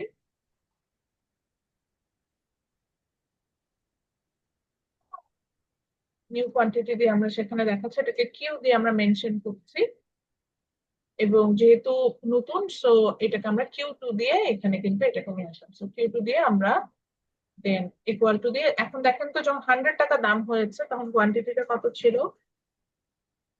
ম্যাম 220। তাহলে আমরা প্রাইস, দেখেন দুইটা প্রাইস, অর্থাৎ আমার যেহেতু দুটো প্রাইস লাগতো, দুটো কোয়ান্টিটি লাগতো। টেবিলেও কিন্তু এইভাবেই দেওয়া থাকে, এবং টেবিলে বলে দিবে, যদি টেবিল আকারে ম্যাথটা দিই ওখানে বলে দিবে যে তোমার কোয়ান্টিটি কি, ডিমান্ড কি, সব বলে দিবে, মানে কোন প্রাইস থেকে কোন প্রাইসে যাচ্ছে, এবং সেই অনুযায়ী অ্যাসোসিয়েট কোয়ান্টিটিও বলা থাকে। তাহলে এখন পি ডি, অর্থাৎ এই যে এই ফর্মুলাটাতে আমার আর এটা লেখার মতো ওয়ার্ড ফাইলে ধৈর্য নাই। তো এই ফর্মুলাটা আমরা যদি এখানে বসাইতে চাই, এটা কপি করে আনা যায়। তো কপি করলাম। তো এই ফর্মুলাটাতে যদি আমরা বসাই দিই পিইডি, তাহলে যেটা হবে যে আমরা কিন্তু চাইলেই আমরা এই ম্যাথসটা করে ফেলতে পারবো, অর্থাৎ P1 P2 Q1 Q2 এদের ভ্যালু গুলো বসাই দিলে আমরা এই ম্যাথটা করে ফেলতে পারবো। তো ধরেন আমরা করার চেষ্টাও করি। ম্যাম অ্যান্সার তো মাইনাস আসে। হ্যাঁ, মাইনাসই আসবে। তো আমি জাস্ট একটু দেখানোর জন্য করে দিই, যেমন আমাদের Q2 ছিল, অর্থাৎ নতুন কোয়ান্টিটি যেটা ছিল সেটা হচ্ছে, এটা খুব পারবো না বসা, আবার বসো। তো যেমন দেখেন এখানে Q2 এর ভ্যালু কি ছিল? Q2 ছিল হচ্ছে আপনার 220, আর Q1 ছিল হচ্ছে মনে হয় 500, তাই না? 500, আবার নিচে 500, আমি যদি ভুল করে আমাকে একটু বলে দিবেন, প্লাস 220 এটা বসাতে হচ্ছিল। আবার একইভাবে P2 মানে হচ্ছে নতুন প্রাইস। নতুন প্রাইসটা আমার এখানে ছিল হচ্ছে কত, 100 টাকা, and the old price was কত? নতুন প্রাইসটা ভুলে গেছি। ম্যাম 20 20 20। 20। আচ্ছা, দেন আমি 20 থেকে প্লাস এরকম করলাম। এরপর আপনারা 100 আপনাদের মতো করে হিসাব করবেন, সেটার অ্যান্সার কত আসে এটা বলেন। Ma'am minus 0.364। সুন্দর, ভালো হয়েছে, একটা মাইনাস অ্যান্সার আছে। আচ্ছা, মাইনাস 0.364। 364। হ্যাঁ, মাইনাস অ্যান্সার আসতে পারে, কোনো সমস্যা না। আচ্ছা, এখন মাইনাসের জন্য আমরা কি বুঝবো বলেন তো, এটা কি? ম্যাম এটা হচ্ছে ইনফেরিয়র গুডস। এক্স্যাক্টলি, মাইনাস দেখে আমরা বুঝবো যেটা ইনফেরিয়র না নর্মাল গুডস। আমরা যেটা মাইনাস সিম্বল দেখলাম এই জন্য এটাকে আমরা বলবো ইনফেরিয়র গুডস। আর আবারও বলতেছে মাইনাসের জন্য কিন্তু এটার ভ্যালুটাকে আমরা লেস দ্যান ওয়ান চিন্তা করতেছি। আমার ভ্যালুটাই যে আমি এটাকে হাইলাইট করলাম, এই ভ্যালুটা দেখে বুঝবো যেটা এলাস্টিক অর ইনএলাস্টিক। সো ভ্যালুটা কি একের বড় না ছোট? ছোট ম্যাম, ওটা ইনএলাস্টিক। একের ছোট, সেটাকে আমি ইনএলাস্টিক বলবো। সো আমরা এখানে তখন কমেন্ট করবো, ধরেন প্রোডাক্টের নামও বলে দেবো। ধরেন প্রোডাক্টের নাম বলছে সাপোজ রাইস, তখন বলবো therefore rice is an inelastic good and rice is an inferior goods and it belongs to an inelastic demand curve। এভাবে বলতে, কারণ এখানে আমরা দেখে, আবারও বলছি, সিম্বলটা দেখে বুঝলাম এটাই হচ্ছে কমন। সিম্বলটা দেখে বুঝবেন যে ইনফেরিয়র না নর্মাল, আর ভ্যালুটা দেখে বুঝবেন যে এটা আপনার হচ্ছে গিয়ে এলাস্টিক না ইনএলাস্টিক। আচ্ছা, একটা বোঝার জন্য আমি বলতেছি, যদিও আমাদের এখানে এটাই আসছে, ধরেন এটার ভ্যালু আসছিল হচ্ছে 10.365। তো এটা দেখে কিন্তু আমাদের মনে হচ্ছে যে না, এটা তো মনে হয় একের ছোট, কারণ যে সামনে মাইনাস আছে। কিন্তু না, আবারও বলতেছে সামনে মাইনাসটা দিয়ে বুঝবো ইনফেরিয়র না নর্মাল। তো এখানে এখন ভ্যালুটা কি একের বড় মনে হচ্ছে না, তখন কিন্তু আমরা এটাকে বলতাম কি বিলং করে, এলাস্টিক ডিমান্ড কার্ভ বিলং করে এবং প্রোডাক্ট হচ্ছে ইনফেরিয়র। আচ্ছা, এখান থেকে আরো একটু বোঝারও উপায় আছে। এটার মানে হচ্ছে দাম যদি আপনি 1 টাকা বাড়ান, বুঝছেন রাজু বা সবাই বুঝেন, দাম যদি আপনি 1 টাকা বাড়ান, ডিমান্ড 10 গুণ কমবে বা বাড়বে ওটা অনুযায়ী। তো দাম বাড়ালে সাধারণত ডিমান্ড কমে। তো 1 টাকা দাম বাড়ালে এর সাথে 10 গুণ এফেক্ট নিয়ে আমার আগে যা ডিমান্ড ছিল তার থেকে 10 ডিমান্ড কমে যাবে। 10% ডিমান্ড, গুণ তো না, পার্সেন্টের 10% ডিমান্ড কমে যাবে। আবার যদি 1 টাকা দাম কমানো, তাহলে ডিমান্ড 10% বেড়ে যাবে। বুঝতে পারছেন এই বিষয়টা? যেন আমি চালের বিষয়টা জানি, বাংলাদেশের চালের মার্কেট হচ্ছে ইনএলাস্টিক ডিমান্ড কার্ভ বিলং করে, চাল যেটা বলছে, এবং এটার এলাস্টিসিটির পরিমাণ হচ্ছে এরকম 0.00 কত জানি 3, প্রায় মানে এরকম যে চালের দাম যদি 100 টাকাও বাড়ে, তাও এটার ডিমান্ড 0.03% হচ্ছে কমবে দাম বাড়ে, মানে 0 থেকে। মানে এটা এমন বেসিক নিড আমাদের। অনেকক্ষণ অনেক বড় ক্লাস নিয়েছি পুরা ম্যাম হচ্ছে। একটা কোশ্চেন ছিল। হ্যাঁ, অবশ্যই কোশ্চেন নিব। হ্যালো। বলেন বলেন বলেন, জি শুনছি আমি। জি ম্যাম। ম্যাম কোশ্চেন, আমাদের যখন এক্সাম হবে, এক্সামে কি হচ্ছে ওই যে ইলাস্টিসিটির যে লিস্টটা, এটা কি দেয়া থাকবে নাকি আমাদের মুখস্থ থাকা লাগবে? লিস্টটা বলতে আমি না কোশ্চেন বুঝি নাই। ওই যে ম্যাম ওয়ানের নিচে গেলে নট কি বলে। না না, এগুলা কিছু বলা থাকবে না, শুধু একটা ম্যাথ টেবিল আকারে যদি ম্যাথ দিই, তাহলে এর একটা টেবিল দিয়ে বলবো ক্যালকুলেট দ্য এলাস্টিসিটি, কোন প্রাইস থেকে কোন প্রাইসে চেঞ্জেস হবে এটাও বলে দিব। দুইটা প্রাইস চেঞ্জও বলতে পারি, ধরেন বললাম যে 20 টাকা থেকে 50 টাকা, আবার জি 20 টাকা ম্যাম। থেকে 100 টাকা, দুইটার ক্ষেত্রে এলাস্টিসিটি এরকমও দিতে পারি। কিন্তু জি ম্যাম। নর্মাল গুড বা ইনফেরিয়র গুড এগুলা বলাও মেনশনও করা থাকবে না, এটা আপনার মনে রাখতে হবে, এই জায়গাটা মেমোরাইজ। আর এই ফর্মুলাটাও বলা থাকে, ফর্মুলাটা অবশ্যই মেমোরাইজ করে যেতে হবে। জি ম্যাম, আচ্ছা ঠিক আছে ম্যাম, থ্যাংক ইউ। টেবিলের ইনফরমেশন থাকবে। আর রেকর্ডেড ভার্সন একটা ক্লাস আমি আপনাদের সাথে শেয়ার করেছিলাম, ওখানে দেখবেন যে আমি ডেসক্রিপটিভ ভাবে বলেছি। মানে ডেসক্রিপটিভ বলতে বোঝাচ্ছি যে ওখানে বলছি যে দাম যখন 20 টাকা ছিল, কোয়ান্টিটি ডিমান্ড এরকম টেবিল আকারে ছিল, ওইভাবেও ম্যাথ আসতে পারে, এটাকে বলে ডেসক্রিপটিভ মেথড। তো ওখানে আসলে তখন ওখান থেকে দেখবেন যে কোন দামটা প্রথমে আসছে সেটা হবে ফার্স্ট প্রাইস, দেন পরে যে প্রাইসটা আসবে সেটা হবে সেকেন্ড প্রাইস বা নিউ প্রাইস যেটা। তো অনেক বড় ক্লাস হয়ে গেল আমাদের, মোটামুটি এইটুকু যদি আমরা ভালোভাবে দেখি আমাদের এলাস্টিসিটি ম্যাথে আজকের ক্লাসটা, আর একটা রেকর্ডেড ভার্সন ক্লাস যদি আর একটু দেখে নেন, তাহলে আমাদের এলাস্টিসিটি ম্যাথ নিয়ে আর কোনো প্রবলেম থাকবে না আশা করি। খুব ভালোভাবে এতক্ষণ আজকে আর আমরা কোনো কিছুতে যাব না, কিছু পড়বো না এখন। কারোর যদি কোনো কোশ্চেন থাকে সেটা আমাকে বলেন, তারপর আমি অ্যাটেন্ডেন্স কোশ্চেন থাকলে আমি এটা সলভ করার চেষ্টা করবো, তাহলে আমরা অ্যাটেন্ডেন্সে চলে যাবো। আচ্ছা, আমি আর একটু বলে নিই, ঈদের আগে আমাদের ইনশাআল্লাহ শনিবার একটা ক্লাস আছে, তো আমি সেই ক্লাসটা নিব। শনিবার ক্লাসটা হয়তো B1 সেকশনের, আমি একদম সকাল 8:30টায় না নিয়ে আমি হয়তো এটা একটু আপনাদের রুটিনটা দেখে একটা স্লট পরে হয়তো নিতে পারি। এই যে তো ক্লাস আমাদের ইনশাআল্লাহ হবে, এবং ওই দিন আলাদা আলাদা ইন্ডিভিজুয়াল সেকশনে ইন্ডিভিজুয়ালি ক্লাস হবে, যেহেতু ওই দিন হচ্ছে আপনাদের অল্টারনেটিভ ক্লাস। হ্যাঁ বলেন। আছে। ঠিক আছে, তো আমরা চলে যাই। আমি আগে B1 এর অ্যাটেন্ডেন্স নিচ্ছি, B2 টা নিব।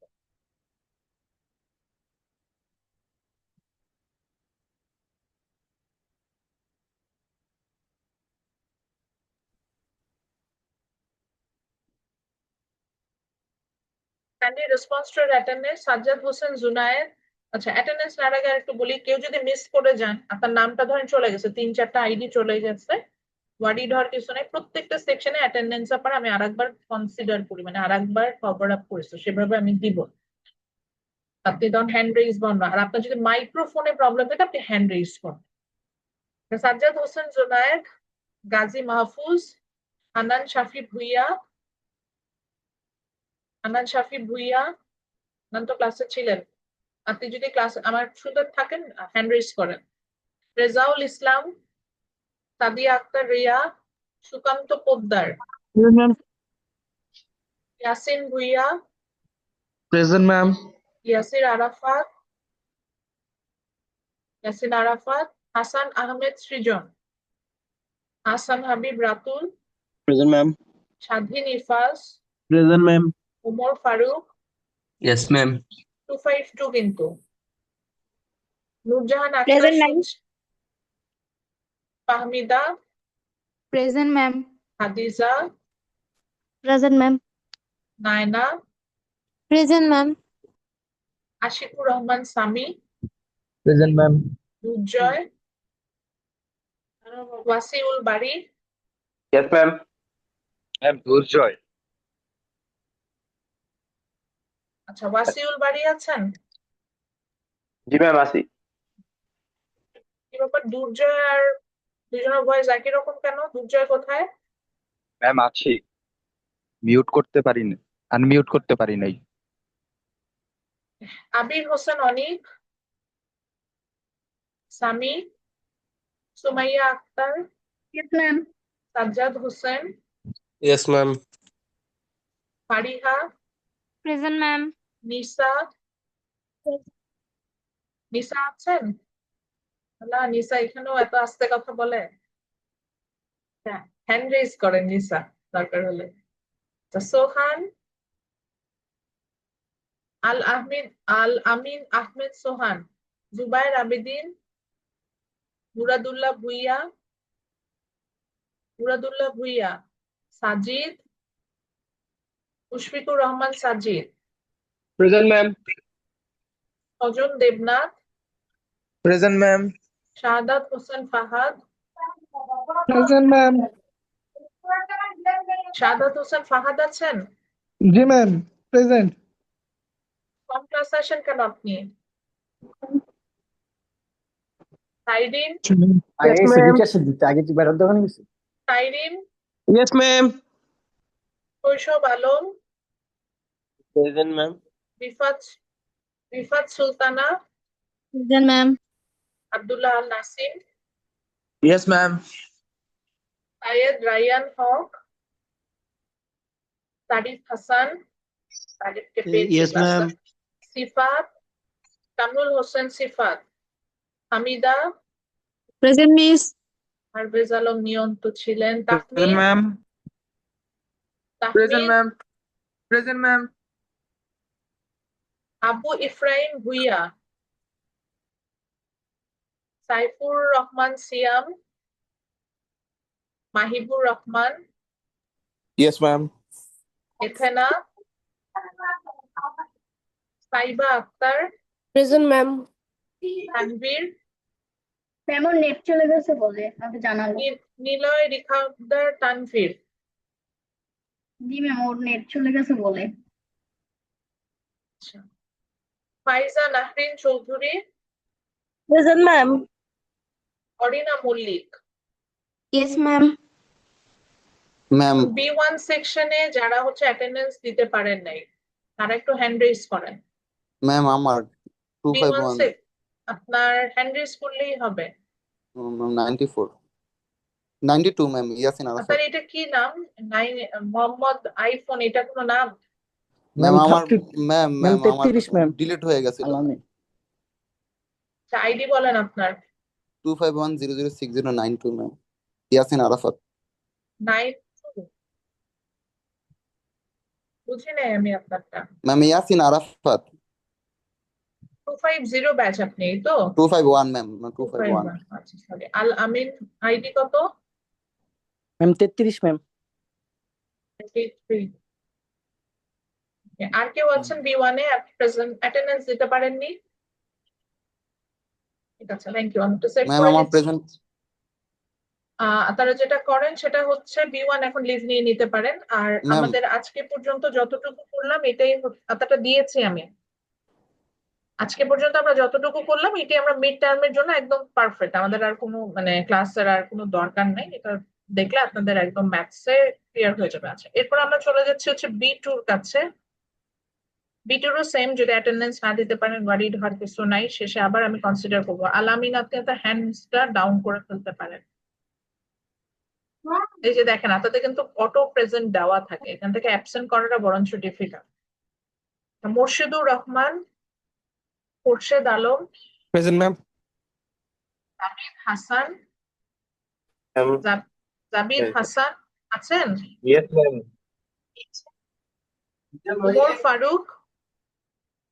Omar Faruk, Mohammad Omar Faruk 241 batch. Talha Islam, Sabrina Jahan Rima, yes ma'am. Mahjabin Binte Atik, Jannatul Ferdous, Mahia Akter Ashfi. Ma'am ওনার নাকি ফোনের চার্জ শেষ হয়ে গেছে, বইলে গেছে। I am present. Mahia Akter Ashfi আছেন? জি ma'am. Mithila, Sumaiya Afrin Mithila, Al Shahriar Naim. Yes ma'am. Thank you Naim, আজকে অনেক এফোর্ট দিয়েছেন আপনি সবাইকে নিয়ে আসতে। Habiba Akter Suborna, yes ma'am. Tawkir Ahmed, yes ma'am. Samiul Islam Soumik, Saima Mahmud, Marjan Akter, yes ma'am. Ishtiaq Ahmed, present ma'am. Maria Islam, present ma'am. Mohammad Hridoy, না Nohal Nawar, present ma'am. Junayed Ahmed Shantanu, present ma'am. Ishrat Jahan Mim, present ma'am. Mohammad Omar Faruk, Rakibul Hasan, Rifa Tashfia Afifa, yes ma'am. Emel, present ma'am. Nadia Akter, present ma'am. Saif বিন মাহবুব, কোনটা? Shahidul Islam Shanto, Raju Mia, present Raju ma'am. Mia, present. Sadia Islam Muna, present ma'am. Romi Hasan, yes ma'am. Adnan Sikder, present ma'am. Mithila Akter, Mehedi Hasan, yes ma'am. Nafi, yes ma'am. Nurun Nahar, present ma'am. Abu Bakar Siddique, Jisan, present ma'am. Hukuma Debnath, present ma'am. Siam Islam Hridoy, Ashik Imran Bappi, present ma'am. Ahiatul Mawa. Present ma'am. আচ্ছা, thank you everyone. Madam. Sorry B2 তে কেউ আছেন যাদের attendance নেওয়া হয় না? Sorry, ma'am 26 দেওয়া হয় নাই। আইডিটা বলেন। 25200606 সাইমা মাহমুদ। ঠিক আছে, আর কেউ আছেন? ম্যাম সৌমিক ক্লাস করতেছিল, পরে শপিং করতে গেছিল, বাইরে হয়ে গেছে শপিং অর্ধেক করতে করে। বাইরে চলে গেছে অর্ধেক ক্লাস করে। জি ম্যাম। শ্রমিক না পরীক্ষা দিবে? জি ম্যাম, ওরা বলছি কয় আরে আমি তো আমুর দিয়ে শপিং করতে, আমি কি করবো? আমি বলতেছি ম্যাম তোরে ডাকতেছে, খুঁজতেছে। তো ম্যামরা বল কনসিডার করতে আমাদের। এই শ্রমিকের প্রিপারেশন না? আচ্ছা ঠিক আছে, না ম্যাম, থ্যাংক ইউ। প্রিপারেশন ভালো ছিল ম্যাম। ওই জন্যই তো বলছে শ্রমিকের প্রিপারেশন ভালো ছিল। ঠিক আছে, thank you everyone for joining today's session. ইনশাআল্লাহ আমাদের স্যাটারডেতে আরেকটা ক্লাস আছে, ঈদের আগে দেখা হবে। টিল দেন সবাই ভালো থাকেন। আসসালামু আলাইকুম। ম্যাম আসসালামু আলাইকুম। আসসালামু আলাইকুম ম্যাম।